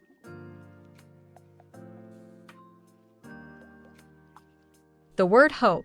Go-won had hoped to find the confidence to love herself. Go-won enters a room, and it pans to a mirror.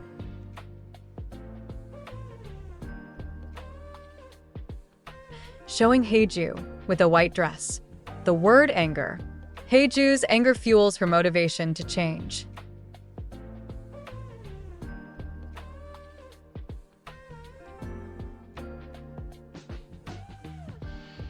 Haeju picks up the red apple and bites it when "I don't need no Garden of Eden" shows up. This is what Go-won says in One and Only. In the mirror, the other three are watching her. Haeju thought they were united at the start, but Eve and the other two broke away, alienating Haeju. After they sinned, Haeju didn't want to join them, which caused the drift to widen. Haeju had to accept that she was the same as the other Eden girls in their wannabe egoists. I and thou art me, appears, showing that YY by Y has now united together.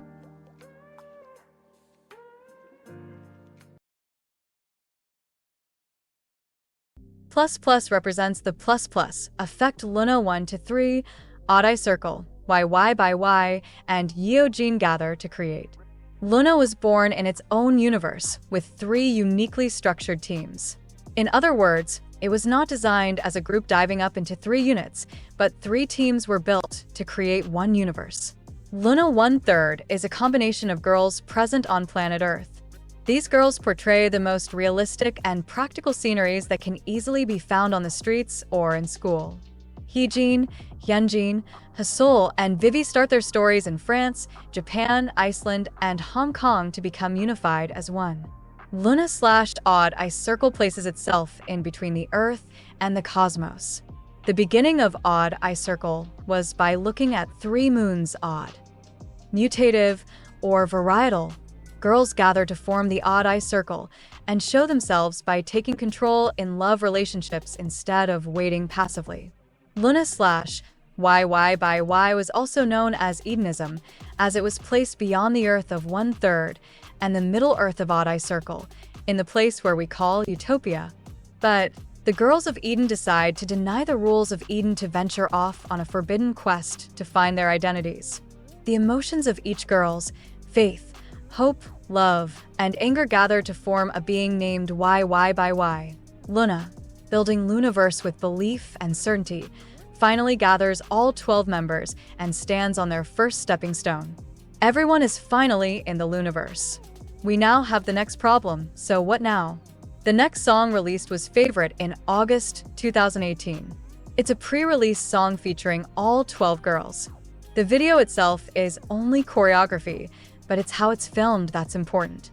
All of it takes place in a dark/colorless place, indicating it's taking place in the girls' collective minds.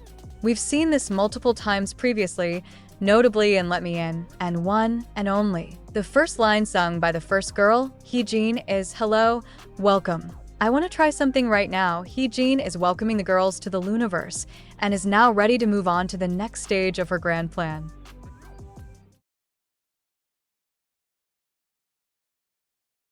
Hi Hi marks the official debut of LOONA, premiering August 20th, 2018. We first see the girls looking in the sky. Heejin opens her eyes, and a bunch of sentences flash on the screen. When you pause, you can read them. At first they don't make sense, but notice how all of them have a girl's color? If you put it in reveal order, they say the beginning of fate, fly high, high high, higher than expected, take off, girls of the month, the moon, the expectations, 12 girls, full moon, fate, meeting, and beginning of 12. The girls have a clear goal. They then start running. Heejin is seen looking at the structure and knew she's trying to find Eve. The moon is starting to form in the sky. We see that Yeojin has been found by Hasol. Churi meets up with Kim Lip. We see a green container that has a butterfly on it. They split up to find everyone. We see Vivi running like she did in Love and Live. We see Hyunjin standing on a bridge that calls back to her long-ass director's cut music video that I didn't mention. Jin-Sol is acting like her animal, being alone and slightly threatening. Cherry then passes by Hyunjin. Kim Lit meets Heejin to update her on how the searches are going. Odd Eye Circle finds Haeju, and they're like, pick your head up, queen, and she gets teleported back to Eden. The other YY by Y girls are on Earth, and they look at her, and Eve is like, do a flip.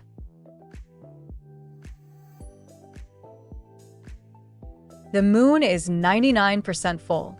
More words flash, and if you put them in member color reveal order again, they say, let's fly, plus plus, plus plus, orbit, are you ready, steps, together, beautiful, start, plus plus, first steps, start. They're all together, and they start to run.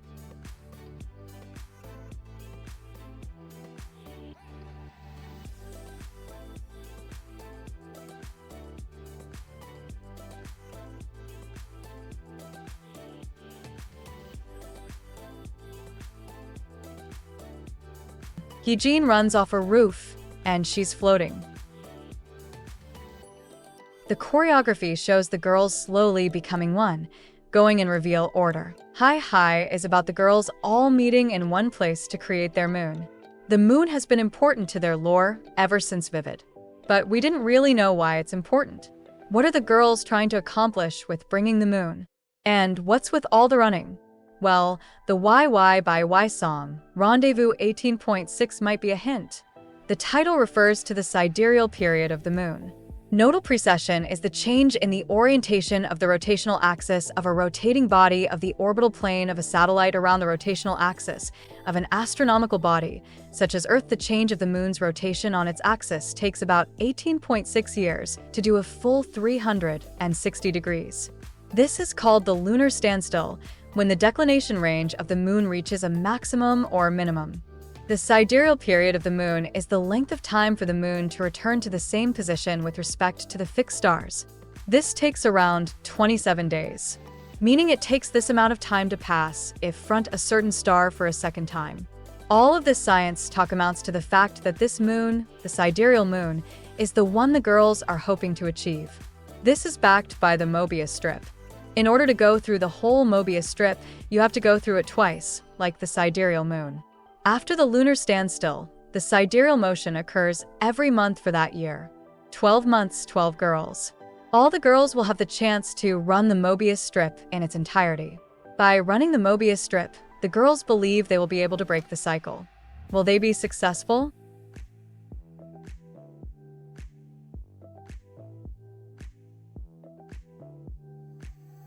The song Heat continues the narrative of the girls wanting to continue flying up to become free of the loop. They exclaim that it's getting harder to breathe the higher they go, and even start coughing. But doesn't deter them. They want to fly up higher and higher. The song titled Heat is a reference to the myth Icarus. Icarus was already mentioned before in Eve's song. Together, the girls fly up, trusting that they'll be able to reach the moon.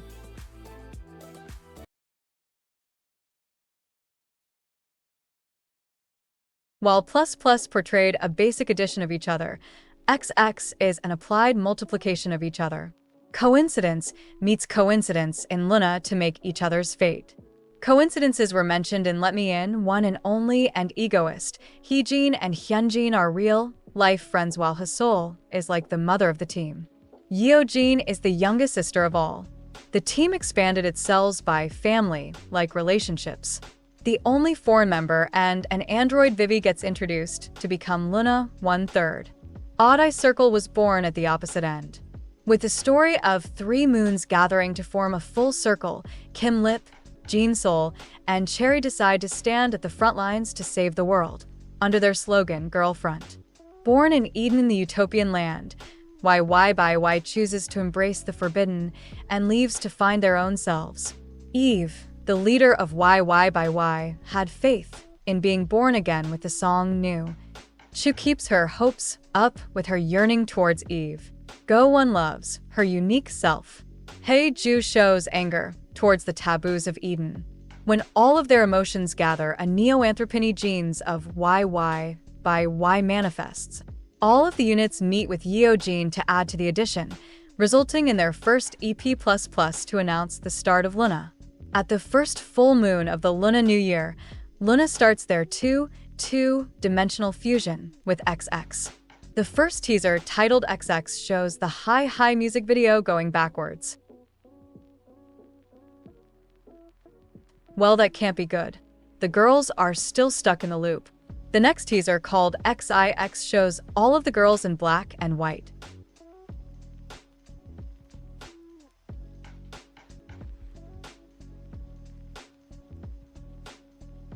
Go-won and Kim Lip are shown differently than the other girls, possibly showing they will be important in this album. In the teaser XIX, we see that Go-won is running after a car. She's in fucking Iceland. That car was the Hyunjin car. She leaves her former self like a shell. She goes to the airplane and finds a white feather. She holds it, and when she opens her hand, it's gone. Words in Icelandic translate to fly like a butterfly. In XIIIX, Haeju is in a dark tunnel and at the bottom of a stairwell. She starts running through the tunnel and up the stairs. She has a bruise on her neck, and she rips her choker off. In XVIX, even Hong Kong, what will she do? Chu joins because she has separation anxiety. The teasers have a heavy emphasis on the Eden girls. It showcases the reverse order theory as well. Go-won shows up at Hasol's location due to Hyunjin. Eve goes to Vivi's location, and Chu just follows her. Haeju was in Paris, Heejin's location. The girls are seemingly starting backwards, with YY by Y leading instead of 1/3. How will they try to break the loop this time around? The music video for Butterfly is extremely unique.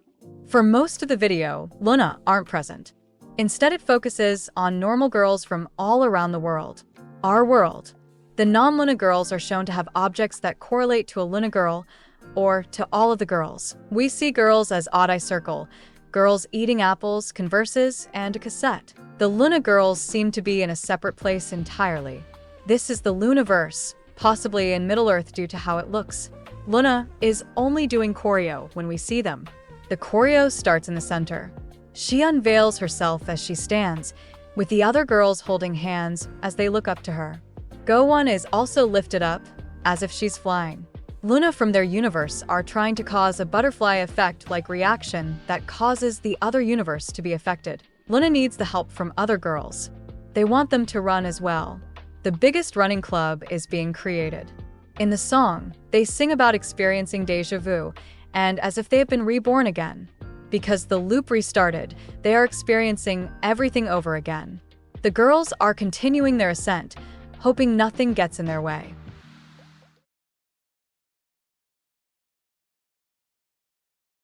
Colors adds vividness to the beats like a prism by mixing purple, blue, and red.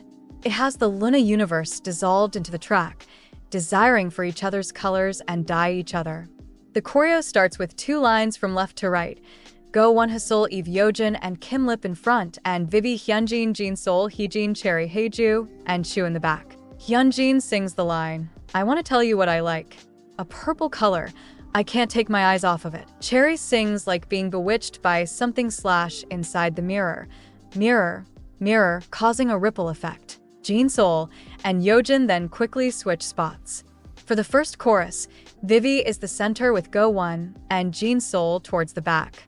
In between the choruses, Eve and Chu had a choreo part together, followed by Heejin and Vivi. For the second chorus, Vivi is now in the back, with Go-won and Jin, Sol in the front. Right before the dance break, everyone is standing next to someone they had a previous connection with. The connections are Hyunjin, Cherry, Hasol, Yeojin, Haeju, Eve, Go-won, Chu, Vivi, Kim Lip, and Jin, Sol, Heejin. Some of these are obvious, but some need some explanation. Vivi and Kim Lip, for instance. In Everyday I Need You, Vivi is shown wearing an outfit that looks similar to Kim Lip's red school uniform. People theorized she wore this in order to find Jin, Sol, in order to find her love, Eve. She was planning on using her teleportation powers to get her to wherever Eve was. Jin-Sol and Heejin would be connected if we take the idea of the sin of swallowing the sun caused the other half of LOONA to be created. Both Heejin and her create the loonaverse. Also, Jin-Sol is one of the primary colors, the core of the loonaverse just below Heejin. There is also the connection of both of them to Haeju. After this, Sol and Kim Lip have choreo together, referencing how they are opposites of each other on the color wheel. They do another connection. This time it's Eve Chu, Cherry Hyunjin, Kim Lip Heejin, Jin-Sol Go-won, Yojin Sol, and Vivi Haeju. Kim Lip and Heejin are connected for the fact that they're both the leaders in their respective units, in addition to the primary color connection mentioned before. I don't know that the connection between Jin-Sol and Go-won. I might be experiencing a brain fart, and it could be very obvious. If anyone could tell me in the comments, please feel free. They then repeat the starting pose, but it's slightly changed. From left to right, it's Cherry, Vivi, Eve, Yojin, and Chu in front, and Haeju, Sol, Jin-Sol, Heejin, Kim, Lip, Go-won, Hyunjin in the back. Again, could not tell you the significance, but I noticed it and thought it was cool. The girls are all combining their colors with each other and keep flying towards the next album. Hey, does anyone smell smoke?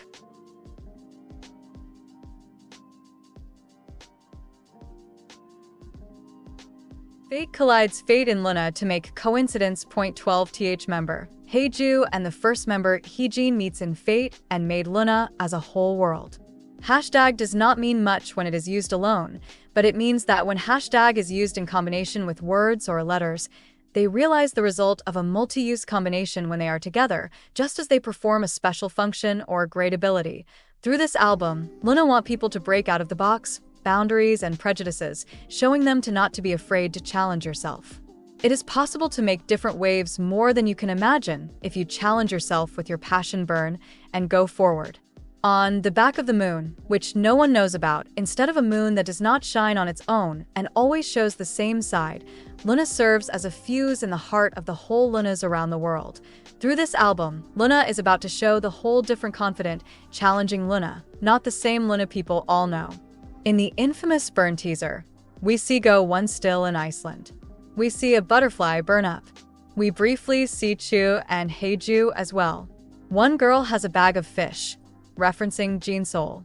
We then see a black beach before the words burn appear.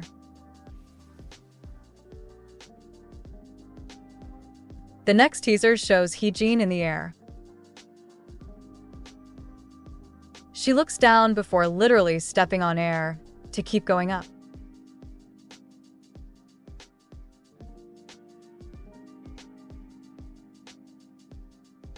Haeju is holding a stick that's on fire. A voice can be heard saying, "Do not accept the fate of the moon. Get off the track."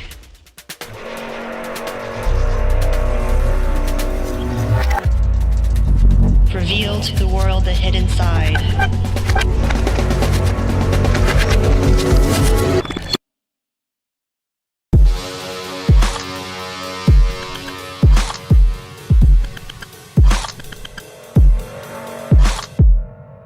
Burn yourself. Churi and Hyunjin are seen together for most of the video. Kim Lip is seen at the Cathedral of Learning.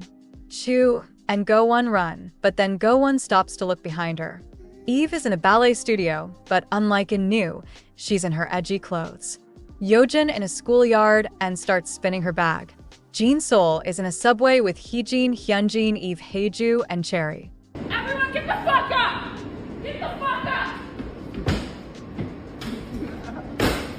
Haeju then rips off her collar.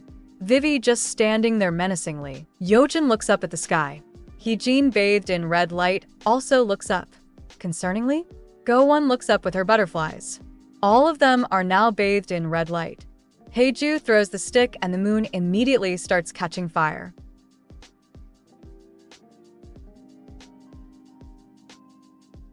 Meteors start falling from the sky, but they're just dancing away. The last scene is Haeju looks down and a feather heals itself from the fire. A video titled "To the Loonas Around the World" was posted. A voice can be heard. The moon does not shine by itself. The moon reflects the light of the sun. The moon orbits around the Earth, always showing the same side. So no one knows what's on the back of the moon.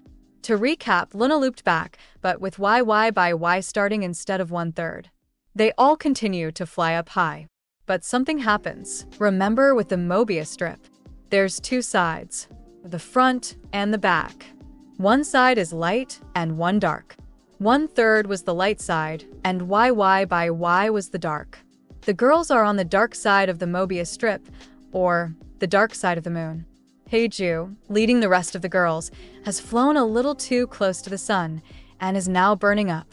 They have fallen back to the ground, but as the last shot shows, time heals all wounds. We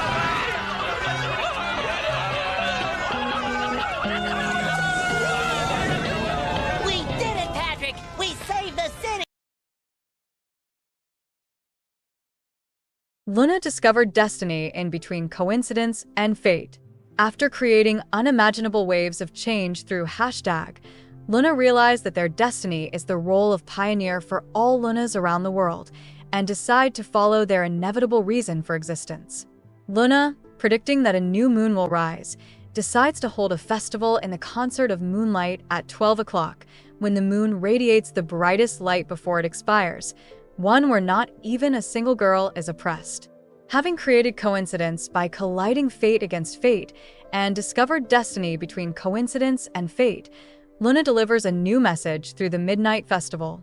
With all Loonas around the world, like this slogan of the album, that message says that all Loonas of the world are always together, that all are dignified and equal, worthy to earn freedom. The combined voice of the girls, who face the beginning of a new moon, is cast into the world. A teaser called 12 o'clock was released. It shows a clock at 11:59 in Korea. It then shows the time in other time zones. It then goes back to Seoul to show it becoming 12 o'clock.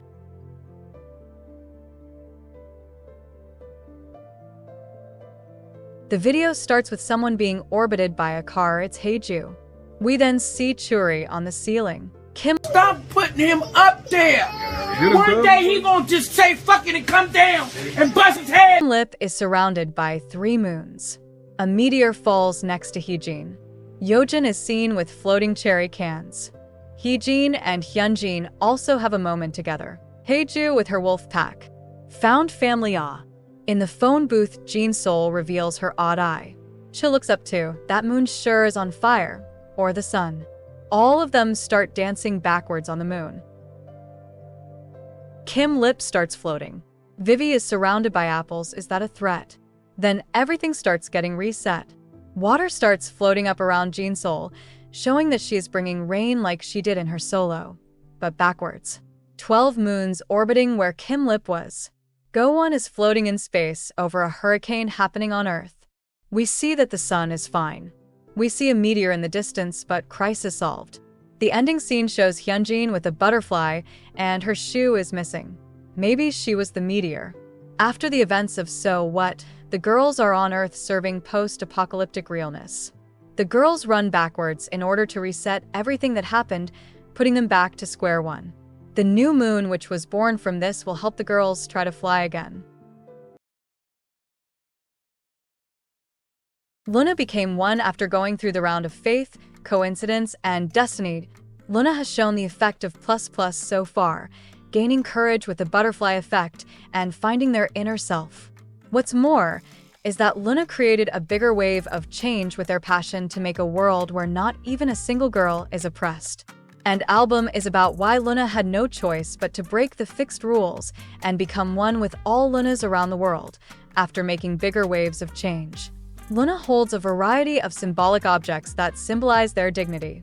Among those, the symbolic color has a significant connection with the message that Loona wishes to convey through this album. And all Loonas are one.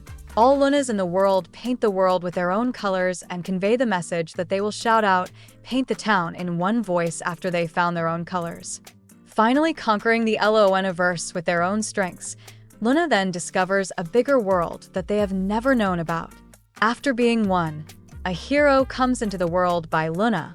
With this album, the girls were given a new symbol. Each girl was given a flower. Heejin's is a false shamrock. Its meaning is, I won't abandon you. I will protect you till the end. Hyunjin's is a forget-me-not. Its meaning is, not surprisingly, don't forget me. Forget-me-nots have a connection to the Garden of Eden. Either Adam or God asked a flower what its name was, and when the flower replied that its name was forgotten, they decided to name the flower Forget-me-not in order to never forget. Hasol's is a magnolia. It symbolizes nobility. It is a north-facing flower, meaning it blooms facing north. Sometimes one magnolia is called a gemstone. In official descriptions, Hasol's flower wraps around a birdcage. Yeojin's is a daisy. Daisies can symbolize purity, innocence, love, and beauty. Vivi's is a gerbera. It symbolizes mystery and riddles. In official descriptions, the fact that it can come in pink and white were mentioned. Kim Lip's is a rose. Red roses were used specifically. Red roses symbolize love, aspiration, courage, respect, and passion. Jinsol's is a erica. They symbolize solitude. Cherries is a cosmos. It was specifically mentioned to be a pink cosmo. Pink cosmos symbolize a girl's innocence or pure love. Eve is a tuberose. Tuberoses symbolize dangerous pleasure. Chu is a tulip. No color was specified, but pink ones symbolize affection and caring. Gowon's is a plum blossom. They symbolize a noble heart. Hyeju's is a lobelia. Orange lobelias were specifically mentioned. They symbolize malevolence, distrust, resentment, and the start of a crisis.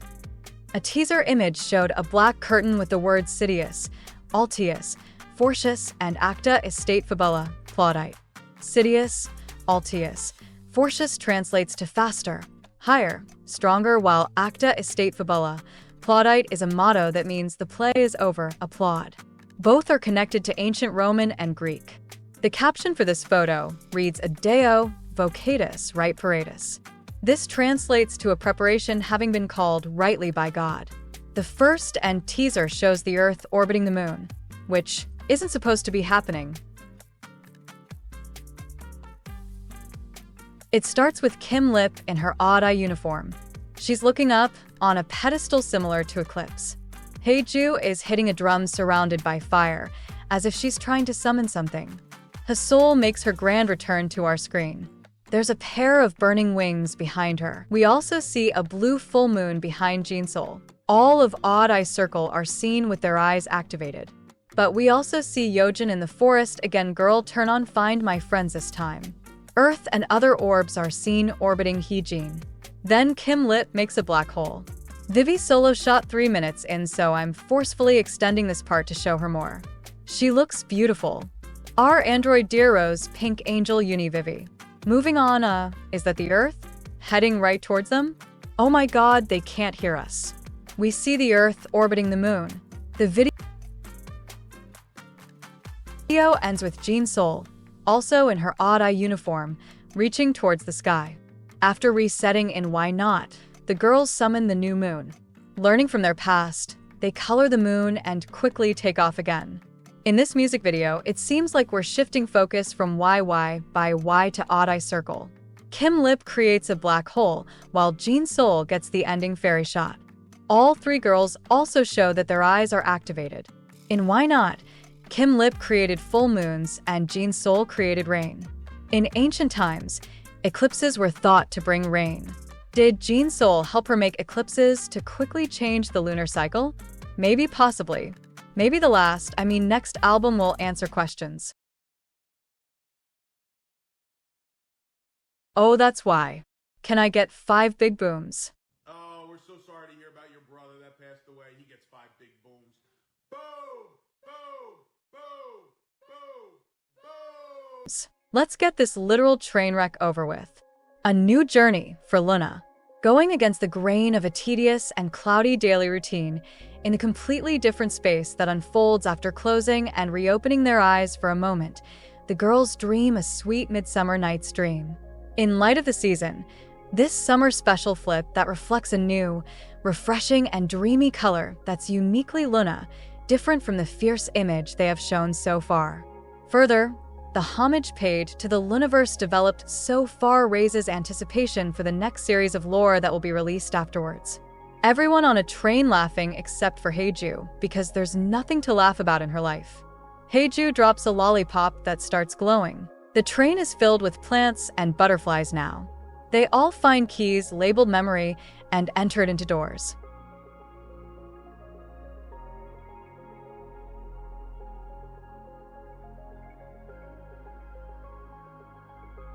It leads back to the train, but different.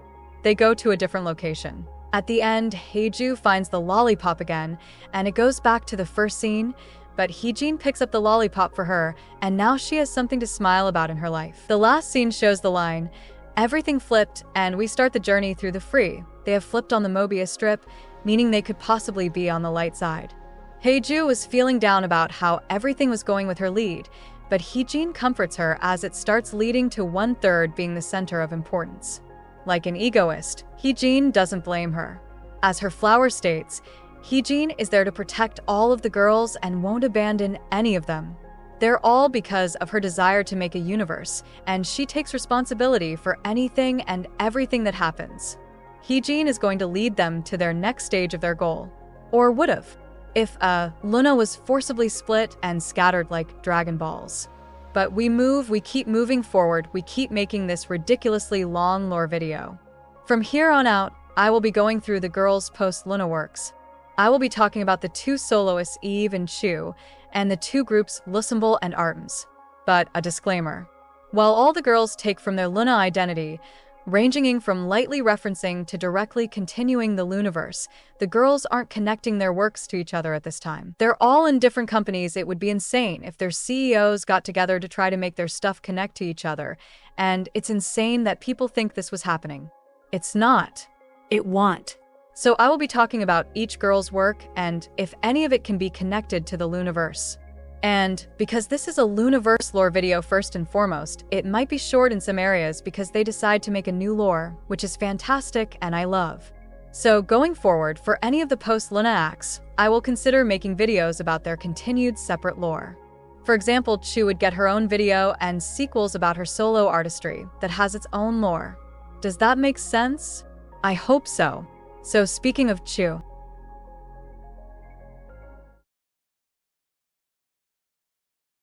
it's you, my little hero. Sometimes there are moments when I want to bring out another self that is not me. A small voice inside me that I want to protect in the fast-moving waves. A journey to find your true self in the gently sparkling silence. Additionally, the music video, which was filmed on location in Portugal, depicts a girl growing up on her own after meeting her alter ego, a monster. Chu's free-spirited and rebellious visuals capture attention in a mysterious atmosphere that makes it impossible to tell which world she comes from and presents an intense and unconventional freshness that has been never seen before. The video starts showing Chu. Chu is alone crying in a dark room when a monster appears. Chu is then magically removed from the room.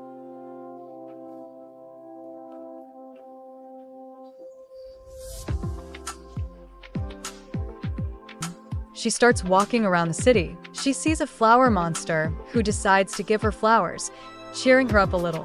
She then finds another monster who gives her money to buy a little treat at the cafe. The big monster brings back light and color to the world. Ending shot shows the monsters with her and a moon in the sky. In Howl, Chu is surrounded by walls she put up herself. She then meets a monster, her alter ego. Her monster allows her to break out of her self-made cage and embrace life once more. In her B-sides, her lore gets more in depth. The music video for Underwater directly continues Howl. It shows her with horns, embracing her inner monster and taking off the bandage she wore in Howl, showing she is healed from her inner pain. My Palace has Chu creating an imaginary world for someone and her to play in. The childish lyrics can be compared to how she was in Heart Attack. Hitchhiker and Alien reveal that the base for Chu's lore is that Chu is an alien from another planet or universe that has come to Earth, all alone. In Hitchhiker, she exclaims she doesn't have a map, but she prefers it that way, being able to freely explore her new home.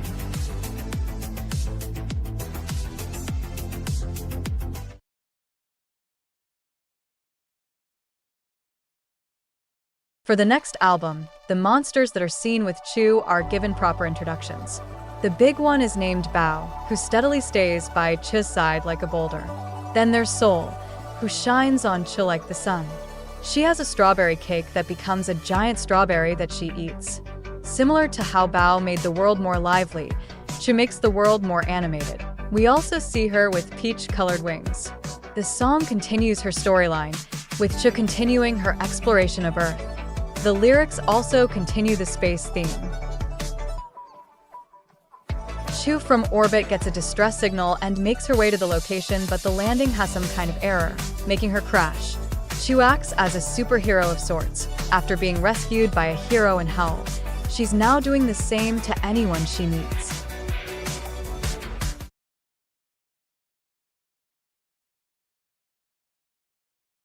Cry in the Rain is more seeped in realism than the last two videos. We see Chu has become friends with a girl. They then become friends with a guy.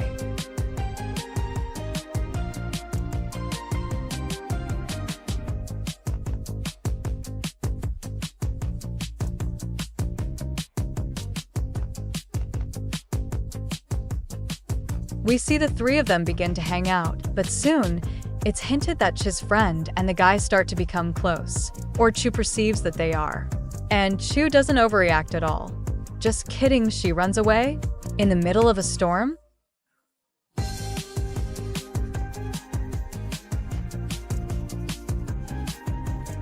The other two try to find her. The girl finds her, and they hug, while Chu cries in her arms. Can you believe Chu goes to a whole nother world, and the first girl she meets she falls in love with, but the girl doesn't recuperate? I can. Fighting for Chu's love life. Speaking of though, let's move on.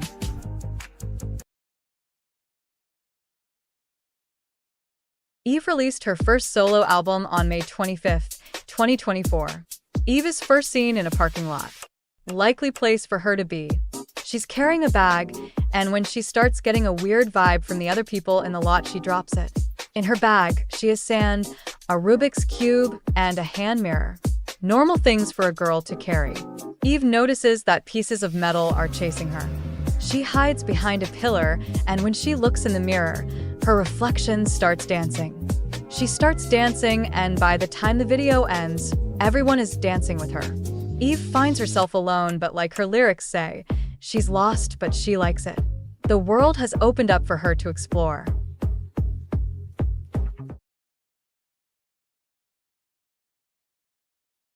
The music video for Viola is very artistic. The main things to point out are the loops.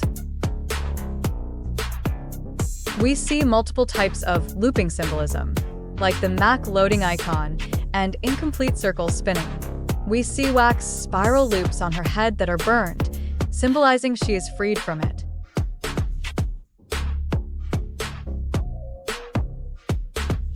Could this be about the Mobius strip loop? Possibly, maybe?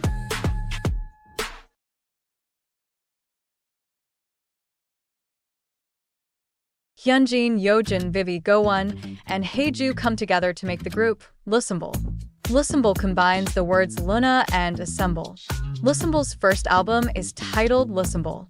The description for the album is Hyunjin, Yeojin, Vivi, Go1, and Haeju became crew members of the spaceship Loosemble and started a new voyage in search of friends. The time of great chaos made them feel each other's preciousness once again, and their bond became stronger. Just as the ground hardens after rain, the fragile girls became even stronger. The girls' story is just beginning. Through this album, they draw the importance of each other, the truth of the worldview, and a new narrative. The music video starts with Go1 and Haeju in a car. The clock in the car starts counting backwards from 12. We see that the girls are in some sort of astronomy club. They're seen looking through telescopes and watch astronauts walk on the moon. In front of a tunnel, Vivi takes a photo of the group. Once they leave, we see that someone's watching them. We see the clock is now at 5. All of the girls are in the car. As the clock reaches 0, they all get zapped, and they're gone from the car. Hyunjin wakes up, and we have gone from clueless to Xenon. On her sleeping pod, Elle 7202 can be seen. We see there's 12 pods and figures still in their pods. From where Hyunjin was, you can see that the pods are in reveal order. So we can assume that Yojin, Go-won, and Haeju are the 3 figures. Hyunjin leaves and finds Vivi, who is at a control center. Vivi launches over America, and the window shutter opens, looking like the phases of the moon. The Lussemble spaceship heads to Earth. The 5 girls are searching for the missing LOONA girls. It's unclear if they knew of their goal for the main part of the video, and then remembered once waking up on the ship. There is also someone who is watching the girls, who possibly know that they are not regular schoolgirls. In Utopia, they say they are in a new chapter, but everything feels familiar to them. This is similar to the lyrics in Butterfly, where they feel like they had a sense of déjà vu. The girls have started on their new path.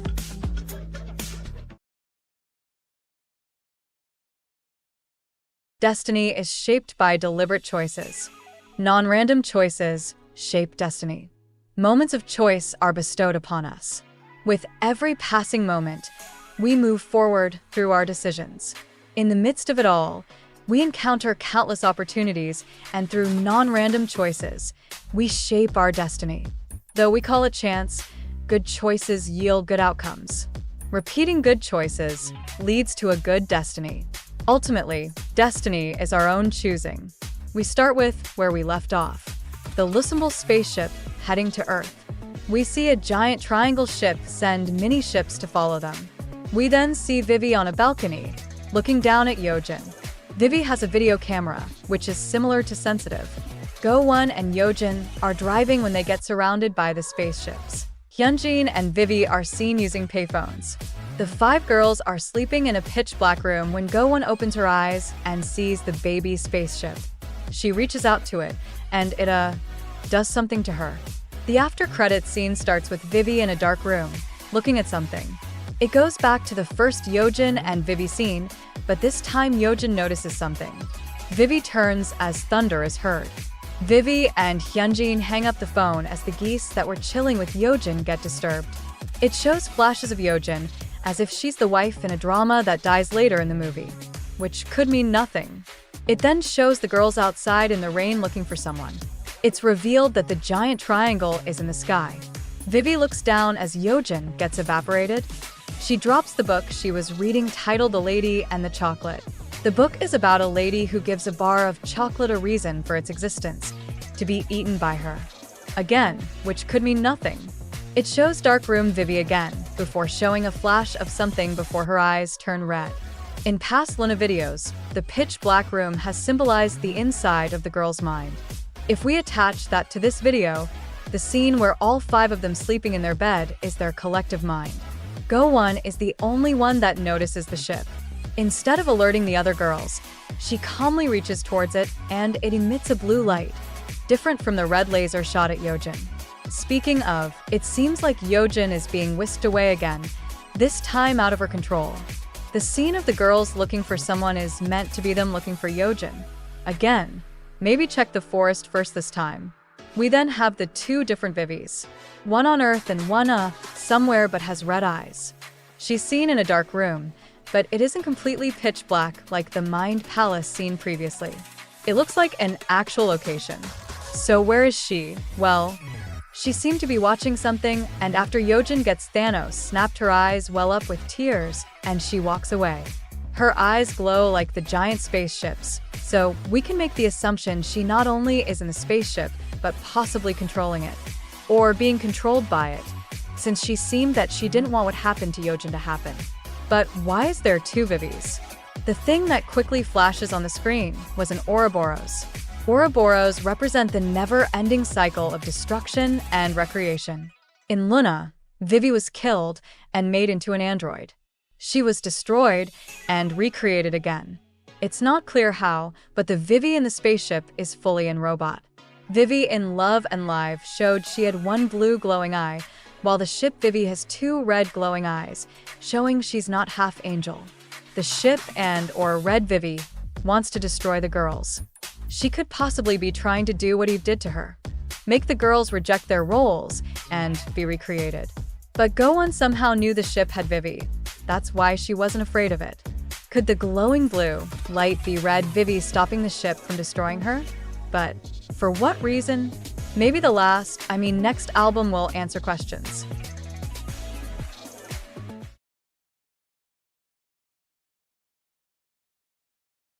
We have endless love for you. We feel endless love for you. Different emotions and diverse relationships among countless people. Everyone we meet is full of different emotions and thoughts. Are they scary or interesting? L'Assemble, which is moving forward without hesitation, wants to show a more grown-up appearance by accepting the differences between me and others. It starts with Yeojin in white, running away from people dressed in black. The other girls reach her, and they all disappear. We see Hyunjin upside down before eating a yellow flower. A black bubble appears in front of Haeju and she touches it, and it becomes clear. Vivi sees people floating, and this doesn't feel sinister at all. Hyunjin has orange goldfish before it quickly showing Haeju with black goldfish. Go-won reaches up to touch a chandelier, and an apple tree is behind her. We then see Hyunjin with a cat eye. Hyunjin is in a restaurant, and she swipes at the camera like a cat before we see a blurry Hyunjin running around behind her. Could it be?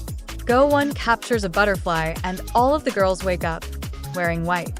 Except Haeju is wearing black and white. They turn around and see a portal with hands reaching out to them. Yeojin reaches out to them as it fades to black.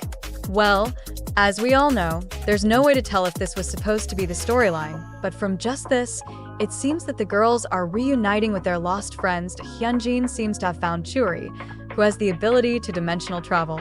The portal is similar to the doors in Flip That. It's possible that they are alluding that the other girls were reaching through the portal, which perfectly wraps up their whole goal. Good for them.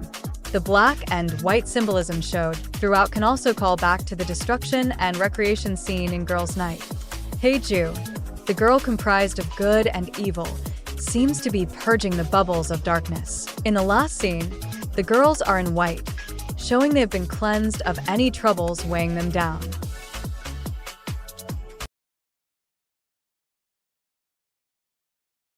When interviewed about her upcoming album, Hyejin explained that her solo work aren't necessarily connected to her group work, but they possibly could in the future, which is why I'm discussing her album first.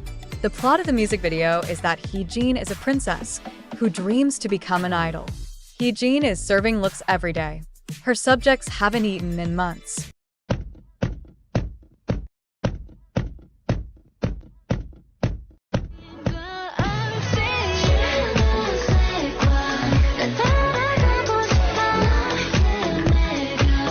She runs away from her ladies in waiting and goes to the city. There she meets Odd Eye Circle. Oh, what an interesting outfit they're wearing. Anyways, they're friends. Hyejin then makes her way to the audition. There she meets his soul, who gives her support. For her performance, we see her briefly do choreography that was in Vivid. The video ends when she finishes her performance. Did she ace her audition? Or will her subjects ask for her head? Only time will tell.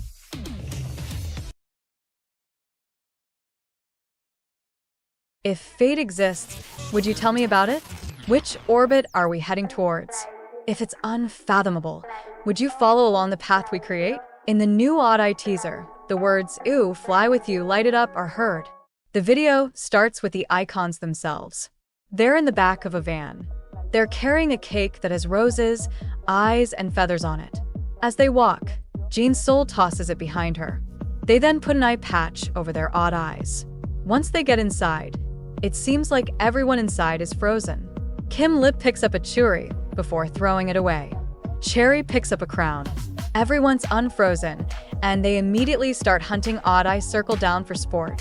Jin, Soul, and Cherry are surrounded, but they truly don't give a fuck. Kim Lip also beats up some of the guys in the parking lot. Cherry shoots an imaginary arrow similar to Eve and Kim Lip. The girls are driving in a car, and we zoom out to see Churi is the one controlling it. It's also shown to be a yellow car. Jin, Soul, and Cherry stand next to a pair of Converses burning. We also see Kim Lip holding a black hole. Neat. Hyejin appears, and she has an odd eye. What is happening? They toss the crown for the ending scene. The official song description goes as follows. taking off the symbolic Converse shoes of Odd Eye Circle and wearing new ones. And the sensation of looking down from the sky from an Air Force One, a presidential aircraft. Air Force One carries ambiguous meanings, but what ultimately shines through is the story of the girl's growth, having taken a step further. So we tie our shoelaces and do it again. Guys, we're running again. We see a scene after Churi is driving the car where the wheels are spinning endlessly and the moon going through all of the phases before eclipsing, leading to the black hole. The black hole scene here is an obvious recall to Paint the Town. During this scene, Kim lip sings "Open Your Eyes, Below is Sky." In PTT, Hasol, aka her opposite, sings "Open Your Eyes." Is it moon or the sky? Back then, it was theorized that it was a reference to Interstellar. In the movie, the main character goes through a black hole and manipulates time to go home. Following this theory, Kim Lip makes the black hole to help the girls back in PTT, and after a series of events, is using it here. The girls aren't using their abilities, shown from them putting on eye patches. It's similar to Jin Soul in Sweet Crazy Love before she activated it. They're starting over from the start, but this time they're more confident in their identity. The symbolism of burning their Converses and putting on new ones can be seen as killing off their old selves and being rebirthed. The girls were holding a cake at the start of the video that had wings, eyes, and roses. Roses were associated with YY by Y and Kim Lip, while eyes connect to Odd Eye Circle. The wings reference angels and Hasol. Spoilers. Throwing away the cake could be seen as rejecting these. In the teasers, the girls are seen with peculiar colors. Jin Soul is yellow, Cherry is blue, and Kim Lip is cyan. These are the inverted colors of their respected colors. Cherry's is a little confusing until you remember that Churi is the mirror of the yellow girl. The inverted color of yellow is blue. This is showing the new depths of their identity. In the music video, you see the trio wearing a dress. Kim Lip's red, Jin Soul white, Cherry yellow. The only one we don't have a clear explanation for is Jin Soul. Maybe it will be clear in the future. After the dress scene, we see the girls with the blonde lady. Jin Soul is holding a sword to her neck. Why is Jin Soul threatening this random white lady? Or is it not random at all? The dining room and this lady remind me of something. The banquet table looks similar to the one in One and Only, and this lady, who is wearing the crown in the first place, is similar to the mistress in Love for Eva. The girls are in Eden. That's why there's so many fruits around. Kim Lip walks on the table to look at the woman at the head of the table before looking back, as if she's looking for something. Cherry takes her crown but doesn't wear it. Instead, they toss it. They don't want to rule over Eden, but have it be neutral, like Middle-earth and Earth. It's when Jin Soul is knighting/acknowledging the woman, is when we see Hee-Jin donning her own odd eye. Hers is silver/white/lightish pink. It's a little unclear. It wouldn't be out of the ordinary for her to have it. After all, she is the god of the loonaverse. In theory, she would have all of the powers the girls have. What's unclear is what her ability would be. But aside from that, why does it get activated? Back in Love for Eva, it was theorized that the mistress was a placeholder for Hee-Jin in order to watch over the YY by Y girls. Odd Eye Circle comes to Eden and take away her responsibility to watch over Eden, and Hee-Jin's eye activates. Hee-Jin is free from her babysitting duties. The girls are running again in a new universe. What awaits them?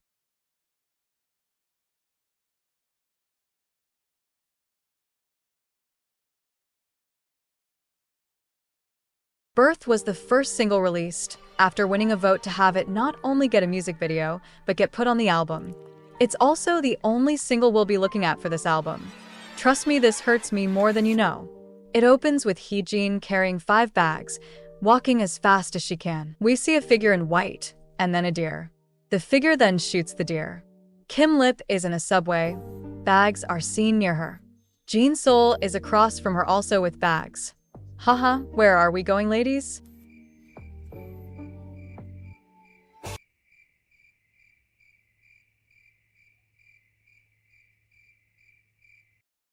Guess I'll move on. Cherry is just buried under the ground? I don't think she can breathe under there, guys. There's also 5 plants underground next to her.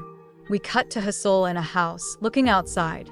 Oh, what a nice looking cake. Can I have it? Oh. Okay.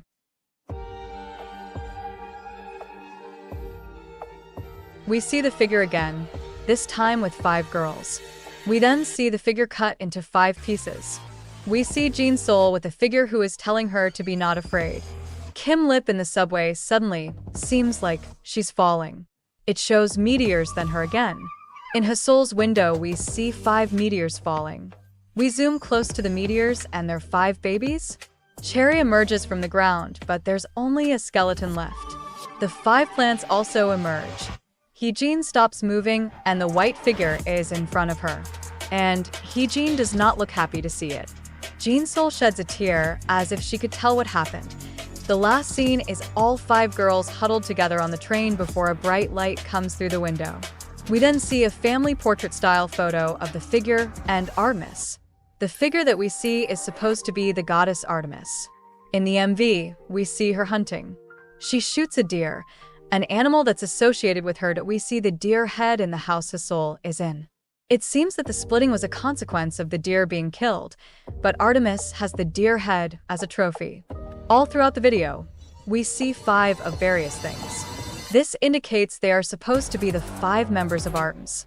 The paintings that tell the story also uses a lot of the girls' colors to also support this. We also see ARTMS being split into 5. So, let's start from the beginning. ARTMS gets split into 5, and those 5 are the children of ARTMS. Did she want to give birth to the girls? Or was it her punishment? The 5 infants fall from the sky and go into the ground. They then sprout, singling their rebirth in this new place. Time passes, and in the present we have the 5 ARTMS girls. To put it lightly, they seem distressed. But why? The first scene of the video is Heejin trying to run away. At the climax of the video, Heejin stops in front of ARTMS and seems gravely upset at this. Heejin was running away from ARTMS, her mother, and ARTMS was stopping her from leaving. ARTMS already prevented Kim Lip and Jin Sol from leaving. Jin Sol was stopped similarly to Heejin. Jin Sol and Kim Lip on the train silently hope that Heejin successfully escapes, but when she doesn't, Jin Sol realizes it and cries from despair. The ending shot is all of them in the train when a bright flash appears. The train is taking them to where ARTMS wants them. In Hasol's scenes, she is sitting at a table. On the table, 5 plates are seen. Hasol is looking out the window, waiting for the others to arrive. It's unclear if Hasol was captured first or she didn't attempt to leave. Hasol is the eldest. There's a chance she accepted staying in the place to create peace between the girls and their mother. Cherry, being the youngest, sprouts last and is already in this place. But back to Hasol for a second. Along with the 5 plates, we see a cake, a pear, eggs, and red drinks. The cake is to symbolize the girl's birth. Hasol, the oldest, lights the candle and then smashes her face into the cake, which is something that some families do to the birthday child. The red drinks resemble blood, which he'll leave for now. Eggs symbolize birth and new life. Pears are part of the Rose family, which we've seen the YY by Why Girls Eat in Eden, which makes this place Eden. In Air Force One, the girls were last seen in Eden and they're still here. But in birth, they're trying to escape it. But their mother forbids them. It's similar to Love for Eva, but the mistress here has a stronger control over the girls. A stranger telling you not to do something isn't as strong as your mother telling you not to.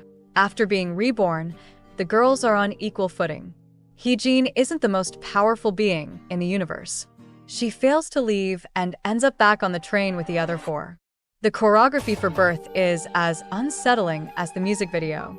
During Heejin's part, Heejin is on the floor acting as if she's crying.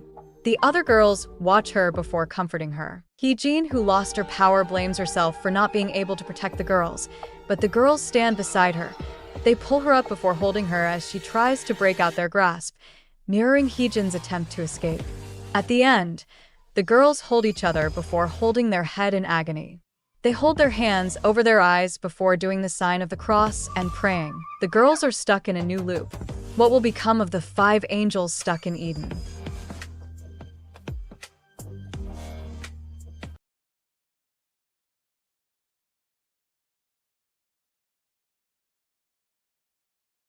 In the album, the introduction instrumental track is called URL. In it, Kim lip sings the Me and You.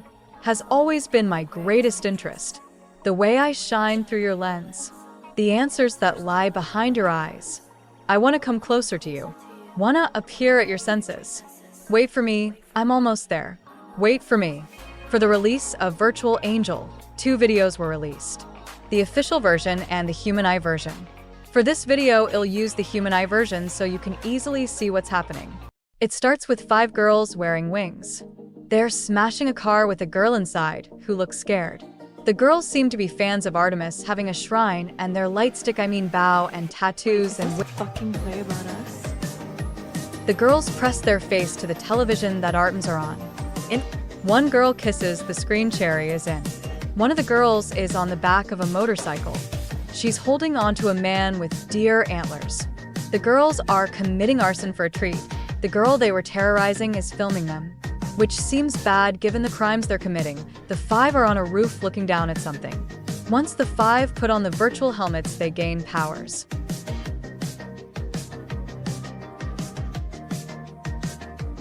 While the other girl films, the 5 hug and start glowing.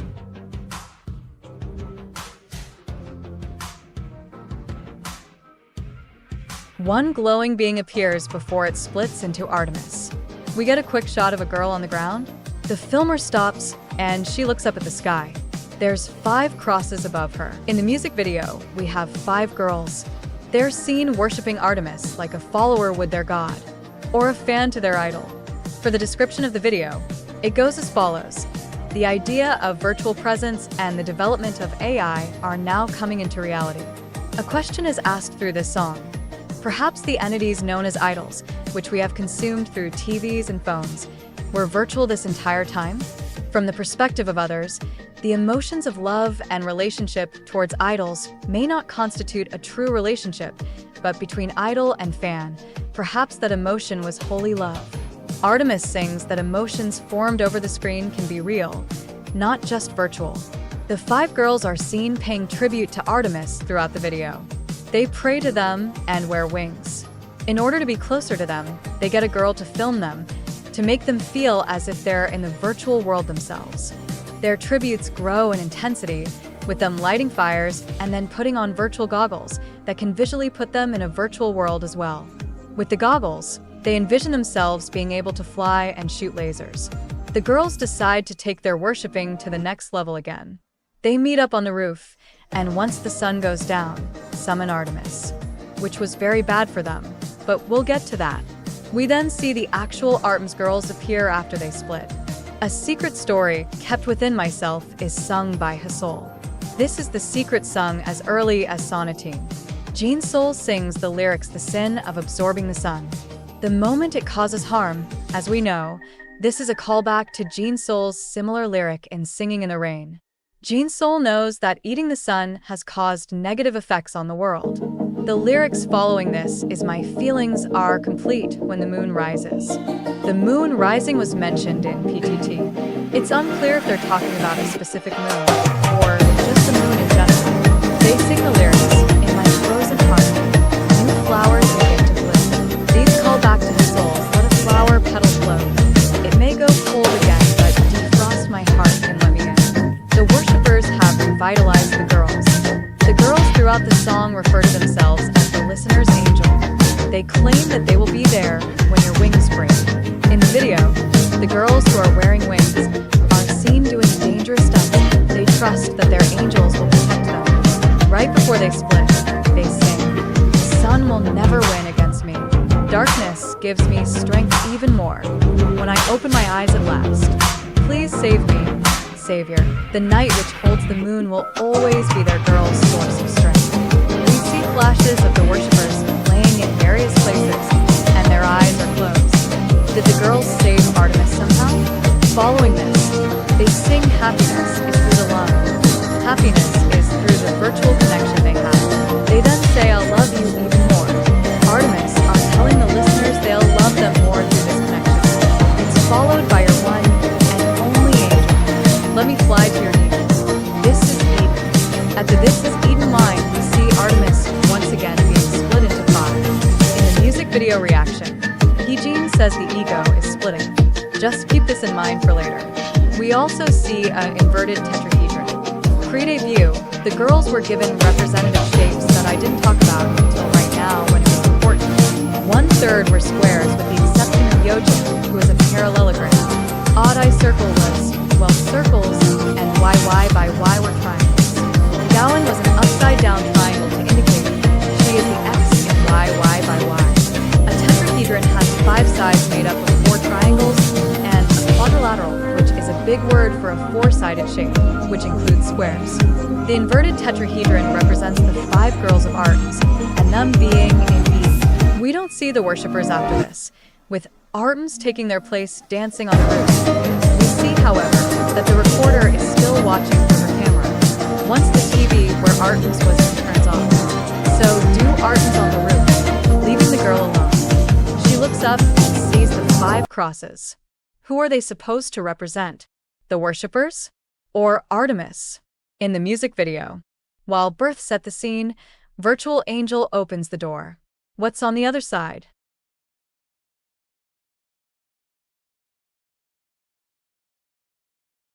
Butterfly Effect is a direct successor to Butterfly. The first lyrics directly correlate to lyrics in Butterfly.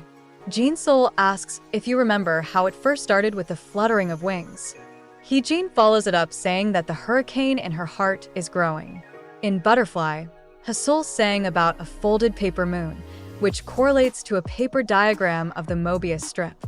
In this song, Kim Lip sings about a torn paper moon. Not only is the strip destroyed, but also far away from them. Hasul also brings up strings. This is about string theory, or what's commonly referred to as the butterfly effect. The events that happened in Butterfly is causing ripples now to ARTMS. ARTMS have reached the end of a long journey, but with the end comes new beginnings.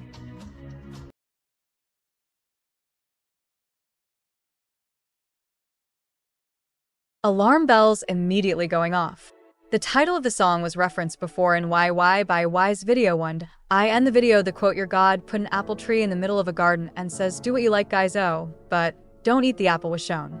On the same page, with the quote the character compared the forest they were in as the Garden of Eden. In the one video, the girls were walking around as if they were one being.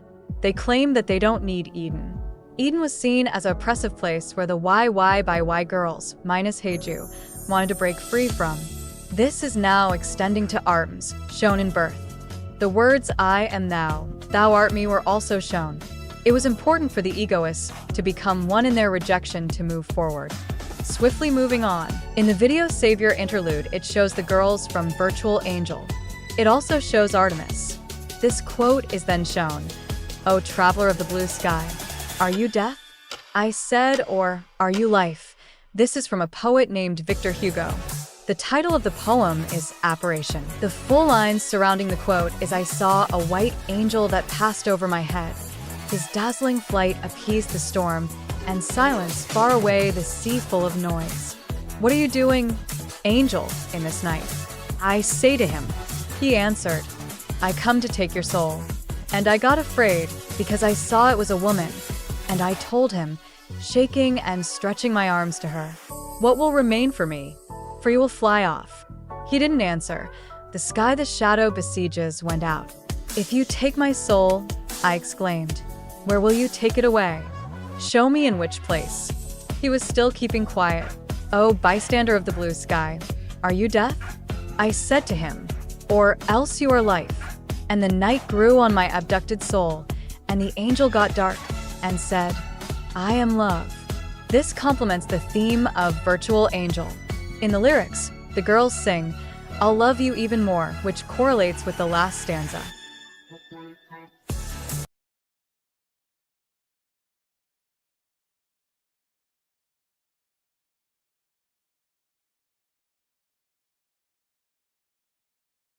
On January 17, 2025, the teaser titled X1 was released. It opens with Iceland? Oh my god. We see Hasul wearing all white and yellow shoes. She's not being forced to come here now, she's walking there on her own will. The white, of course, resembles the white outfit as her dove self. She runs and recreates her iconic scene in Let Me In. She is seen in front of the sun, and it looks as if she's swallowing it. She stops and realizes her shoes have fallen off, but she continues walking. Hustle Girl to Frostbite? We get a quick glimpse of Paris? Oh, we are so back. In X2, it continues right where we left off. Hee-jin is in Paris. We briefly see her in Iceland, surrounded by snow. She's wearing an all-white outfit as well. She stops and sees a poster of her vivid promotional picture. For X3, it's almost identical to the Odd Eye Circle reveal video. The girls are in a place that looks like sweet, crazy love. They look up to 3 full moons each in their respective color. It shows their upside-down reflection, but their faces are obscured. We finally get to see their odd eyes activated. The last time we got Roman numeral teasers was for Butterfly. What could this mean? Maybe the next song will tell holy shit is that.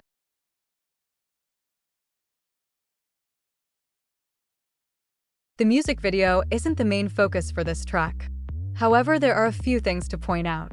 We see scenes of people with wings on. We also see Hasol in a field that's on fire. In the choreography, at the end of the song, we see Hee-jin in the center while the others kneel in front of her, raising their hands up. This is identical to the beginning choreography of Butterfly, where the members surround Hee-jin. On the lyrics side of things, it has the girls singing about second chances and being reborn. In the second verse, the lyrics are similar to the ones in Butterfly. They're experiencing déjà vu as they get ready to fly in the new world with their second wings. They also mention the awakening of the ego, which was touched upon earlier. They also mention finding new blood. Oh, are we vampires now? Back in Birth, Hasol was sitting at a table with cups filled with red blood-like liquid. Blood, unsurprisingly, is seen as the life force. You need it to live. Here, ARTMS are looking for revitalization, to breathe in new life. In Christianity, wine is drunk to symbolize Christ's blood, which is why it was in the glasses in Birth. In the bridge, they sing about being reborn again and laying in the ashes. They then say goodbye to their sweet lost child. ARTMS are saying goodbye to their old selves. The ashes part of the lyrics make the theme of the song even clearer. Additionally, with the mentions of being reborn and having wings, the songs points to the girls being compared to a phoenix. A phoenix is a mythological creature that is associated with the sun.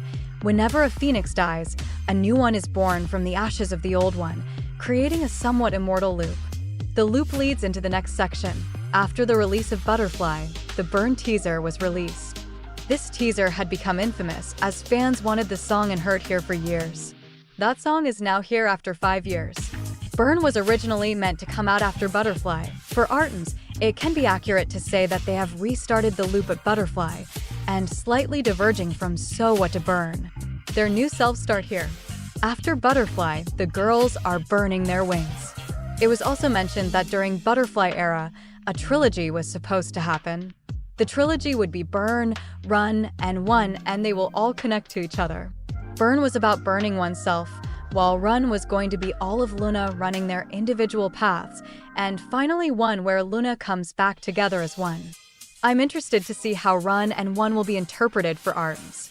If I could use my crystal ball, I'm assuming that for One, it will be similar to pre-debut, and we'll get individual solos and possibly units, before coming back together for one like Hi Hi. But enough looking to the future, we have one more song to look at.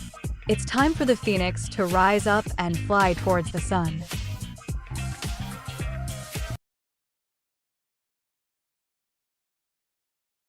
On May 17th, the Instagram called Club Icarus posted a video. The caption reads, "Club Icarus hovers between reality and surreal. IT is a haven for the wounded few who burn brighter in the dark." The video features the girls reading a poem. The poem is "Ye who art given wings yet know not the skies. Heed this, the fall is not thy fate, for not all who descend are forsaken. From wounds shall rise the feather, from tears the waxen seal, and by their quiet alchemy, even the sun shall bow in sorrow. The moon, once pure and bright above us, shall be veiled by wings of crimson.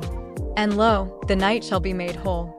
Veil thy heart, if thou will, but hide not thy scars, for the torn flesh beareth witness to thy truth. Seek not to divide truth and dream, for this hour, wherein we dwell, is the closest we shall come to paradise. Each stanza is read in debut order. On the 19th, this photo of Hyejin was posted. The caption reads, "Once more it begins again." Lord, I'm having a heart attack. Damn, this is some scary shit. Oh, I am scared. The album description reads, "Club Icarus is an album for those who are hurt. A club for those who, despite being wounded, had to spend time curled up alone. I'm ignoring those warning signs, we're going clubbing." Before the release of the song, and website was released. This is similar promotion to pre-debut LOONA with loonathearchive and duroetanol. The backwards website was made starting with Eve introduction to the loonaverse. In the Club Icarus website, once you sent your email address, you begin receiving various emails. The first email reads to "Oh, it's been a while. Since the burn in March, I haven't had the space to collect my thoughts. At first, everything felt terrifying and uncertain, like I was swallowed by something I couldn't fight. Then one night, I had a strange dream. There were scorched wings, barely clinging to my back. The sun came out and they melted away completely. I felt devastated, but suddenly I started to rise. And when I looked back, new wings had taken their place, shining brightly with radiant light. A strange dream, yes. But after that night, something quietly reignited inside me. That's when Club Icarus began. I've been clearing the ashes of what once was, filling this space with music that might help others feel what I saw in that dream. Soon, I'll be ready to share it. I hope you'll be there to see it. But enough about me. How have you been? From A. O here is breaking the fourth wall. O stands for Uri ARTMS fandom name, which makes a stand for ARTMS. The next email reads, "It was truly good to hear from you. Even better to know that you're doing well. You asked about Club Icarus.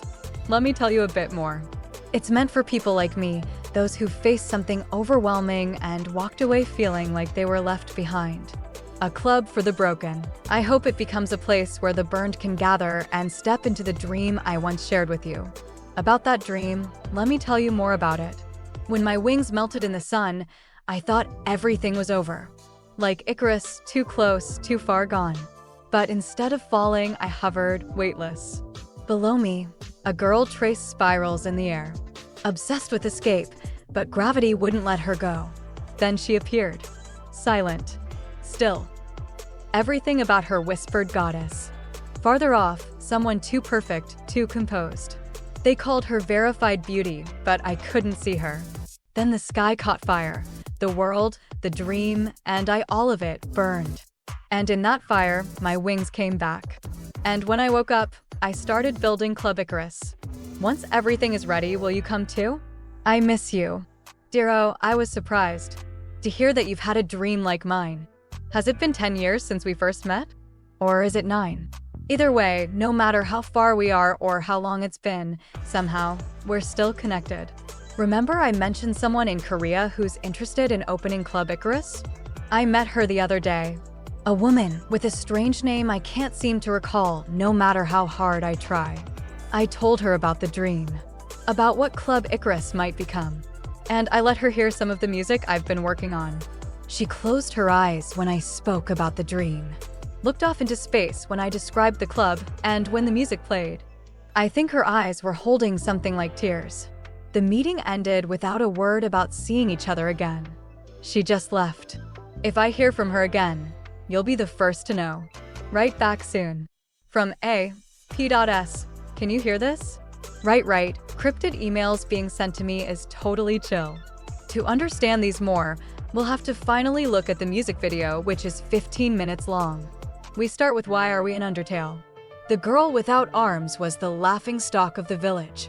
Don't worry, you will grow beautiful wings instead of arms at the age of 20. The mother left her side after saying those words. That night in her dreams, the girl flew freely over the village engulfed in flames. She dreamt the same dream countless times for 20 years. However, at 20, her wings wouldn't grow.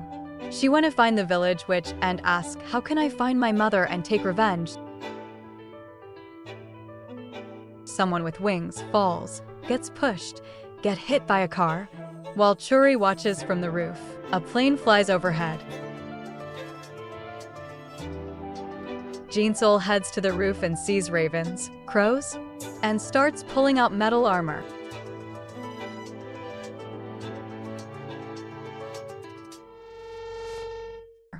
The girl from Virtual Angel is missing, and she answers to Itty Bitty Crocker today.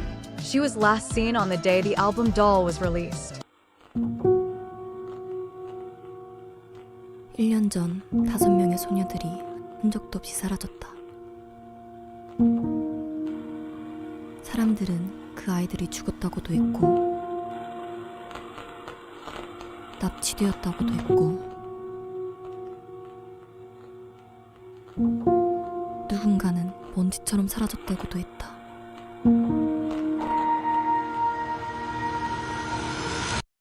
사라진 게 아니라 TV 속으로 들어가 버렸다니까. Okay, I saw the TV glow. Cherry, no. Sitting so close to the screen is bad for your I mean eyes. Once the static becomes too much, she pulls off her headphones.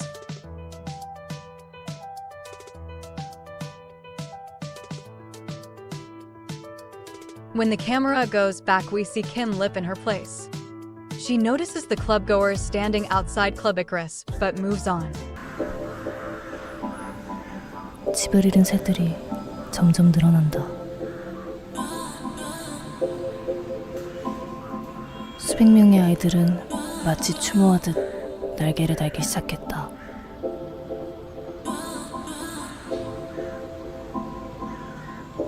She fixes her mirror, showing her unactivated odd eye.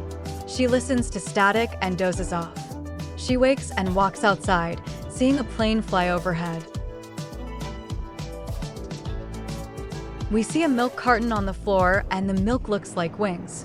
We cut back to Jean-Soul pulling out a crossbow. She's watching Big Ball of Light over Club Icarus.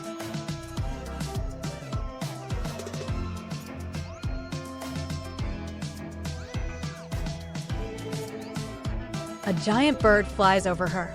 We go to the next scene. Bird poachers with white birds attached to their body goes out in the field and puts down fake white birds to draw the crows in. One poacher shoots a bird, and we see a person with wings falling, which was hinted at in Burn.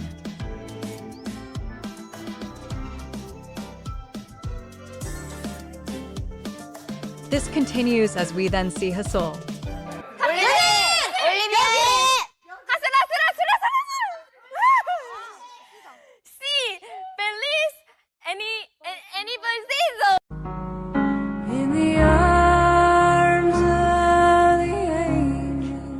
She got shot, she's falling.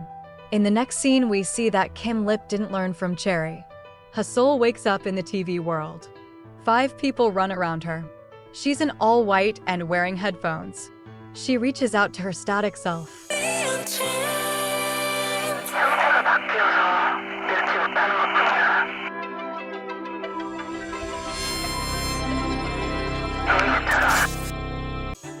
Heejin has replaced Kim Lip and seems like she felt Hasul through the TV. There's a handprint from the TV, and when Heejin pulls her hand away, she's carrying the ARTMS cross.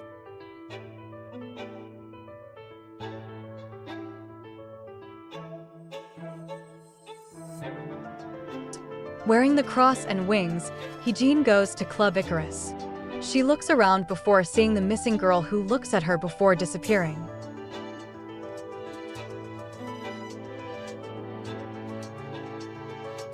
Jean-Soul sees ARTMS walking above the club and shoots her.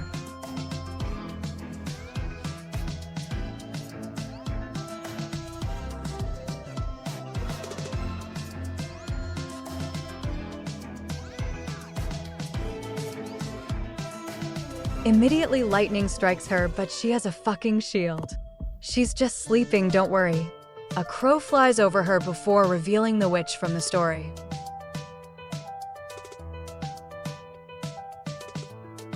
엄마를 찾아 복수할 수 있나요? The dance performance starts, and we first see just Kim Lip. When she's crouched, her shoulder blades look like wings.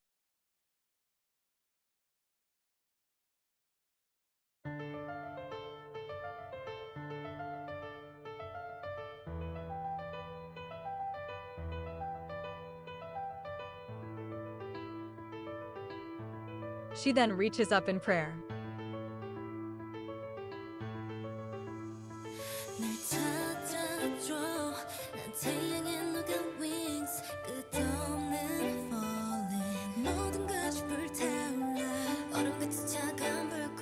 She bends down before standing straight again.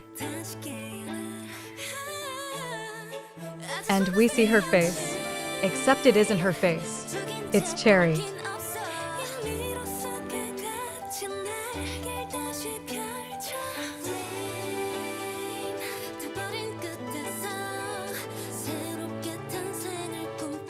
Cherry performs for a while before in the song Hasol sings Hurricane. Hasol is then visibly. Jin Sol sings after her and Jin Sol takes her place.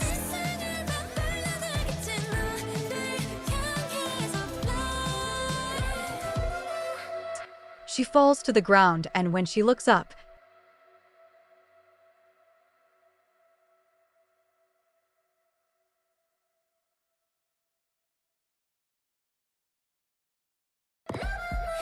it's now Jin.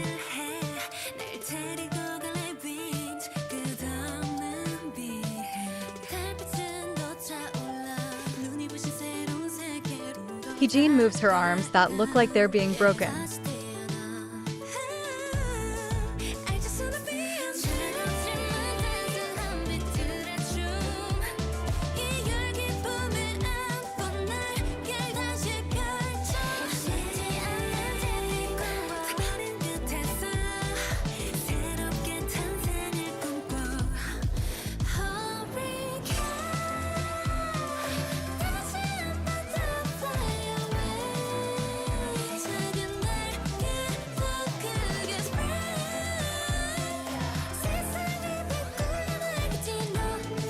At the bridge, Heejin is in the front as the other girl's arms appear behind her.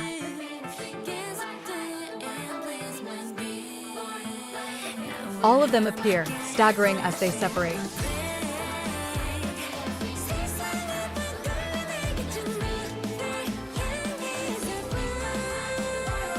They all come back together again, with Heejin still the main one. They separate one final time to finish the choreography.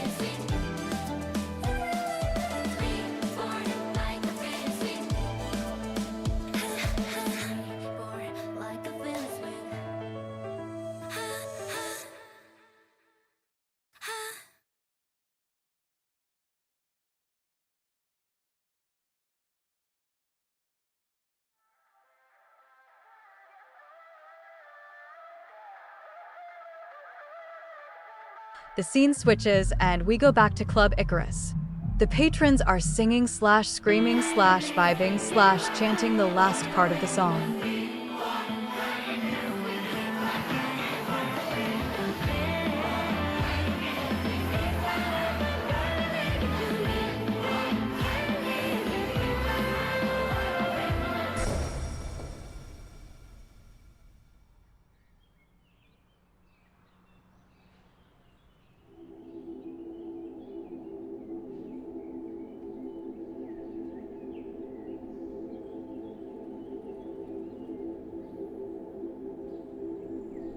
The final scene is Heejin with wings and fully black eyes.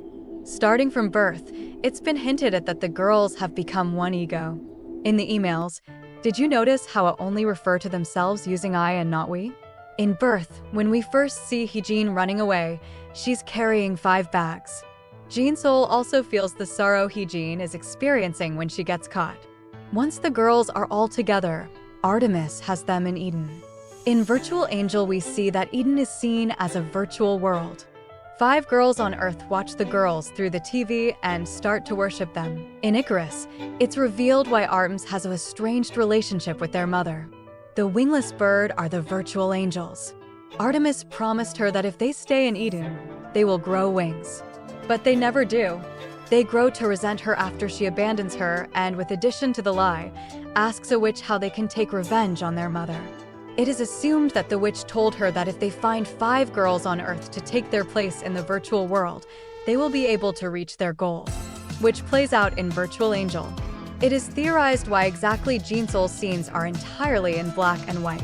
There's two theories that don't cancel each other out, so they can both be right. Or wrong. Wouldn't be the first time, but we move. Black and white in media is commonly used to show that something has taken place in the past. In Jinseol's scene, we also see a bird flying where with the other girls, it was an airplane. The bird can be telling us that Jinseol is in a different place, separate from the other girls. A similar but different world. The main theory is that this is Eden. Jinseol is seen wearing metal armor. This can be seen as a nod to Joan of Arc. Joan of Arc was a girl who believed she was experienced divine visions. She followed the messages to fight to free her country. Jinseol is the only one seen actively trying to kill ARTMS. Once she shoots her, she is divinely punished, but she was prepared for this. The creature seen here looks like a harpy. In mythology, harpies are punishers. They are used to divinely punish anyone who defies the gods or trying to change your fate.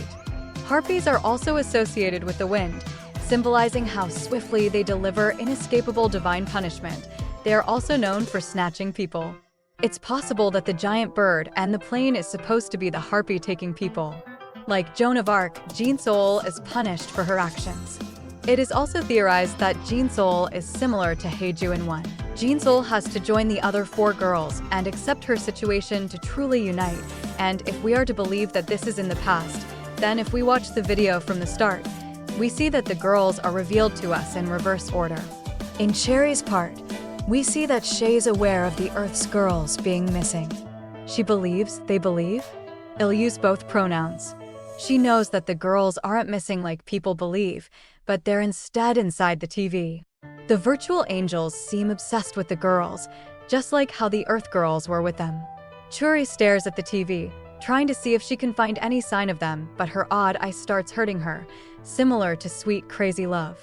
When we switch to Kim Lip first tries to listen to static to see if she'll be able to hear them, but to no avail.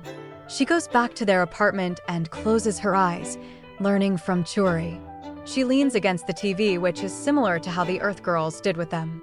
Hasol is shot down from the sky, and when she wakes up, she finds herself in the virtual world. She is surrounded by 5 figures. She has found the missing girls. She shows a sign to Heejin that she's inside the virtual world again and gives their symbol for strength. Heejin makes her way to Club Icarus, where ARTMS was hovering over. There she sees one of the missing girls in the corner of her eye. The club makes the veil between the virtual and the real. The girl's story in Icarus is shown with this special choreography. Kim Lip starts it, showing she doesn't have wings. They sing that their wings have melted and they are eternally falling. Churi is hopeful and anticipating for the arrival of her wings. They sing about being trapped in a maze, but they still decide to spread their wings again. They're dreaming of a new birth. When it turns to Hasol, she's experiencing multiple emotions once she realizes her wings won't come. She's angry, betrayed, in pain, sorrowful. They try to fly once again. They then decide to get revenge. We see Sol, similarly falling to the ground like the cinematic part. Perhaps she failed in her attempt. We also saw Hasol being shot down. Heejin looks up with fire in her eyes. She refuses to stay down and rises to her feet. They hope for the winds to help them again and to eternally fly. They still want wings, but realize that killing their mother won't lead to it. They will achieve their dreams in a different way. Her arms break, but she continues trying. For the first IME in the song, they all sing together. Once they sing Reborn like a phoenix, they grow wings from themselves. They only need each other to achieve their wish to fly. It doesn't matter how many times they fall, they will try as many times as it takes to fly. This is the description for Icor's. Title track Icarus reflects a wish for the wounded to grow new flesh, as in the myth of Icarus, for new hope to sprout atop the scars. When asked about in an interview, Heejin said this: it is ARTMS retelling of Icarus not as a tragedy, but as a message of hope. This idea that you can fall down, but you can also get back up again after the girls come together as one and strengthen their resolve. We see Heejin finally having wings.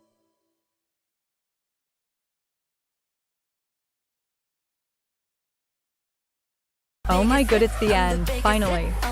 Oh, what's the benefit? Thank you to anyone who has watched all the way to the end. Seriously, like, that's insane. If there was a part of the lore that's your absolute favorite, comment down below. Okay, let me end this video. Bye. Get away 이제 막 터질 거야 everywhere 나를 삼켜봐 그리고 느낀 storm 꽤 오래 떨어진 저리밤 언제 터질지 몰라 pop in your head like King's Mansion No fireman 이건 fireworks share wheels in the sky high I'm the biggest hit on the stage I'm the biggest hit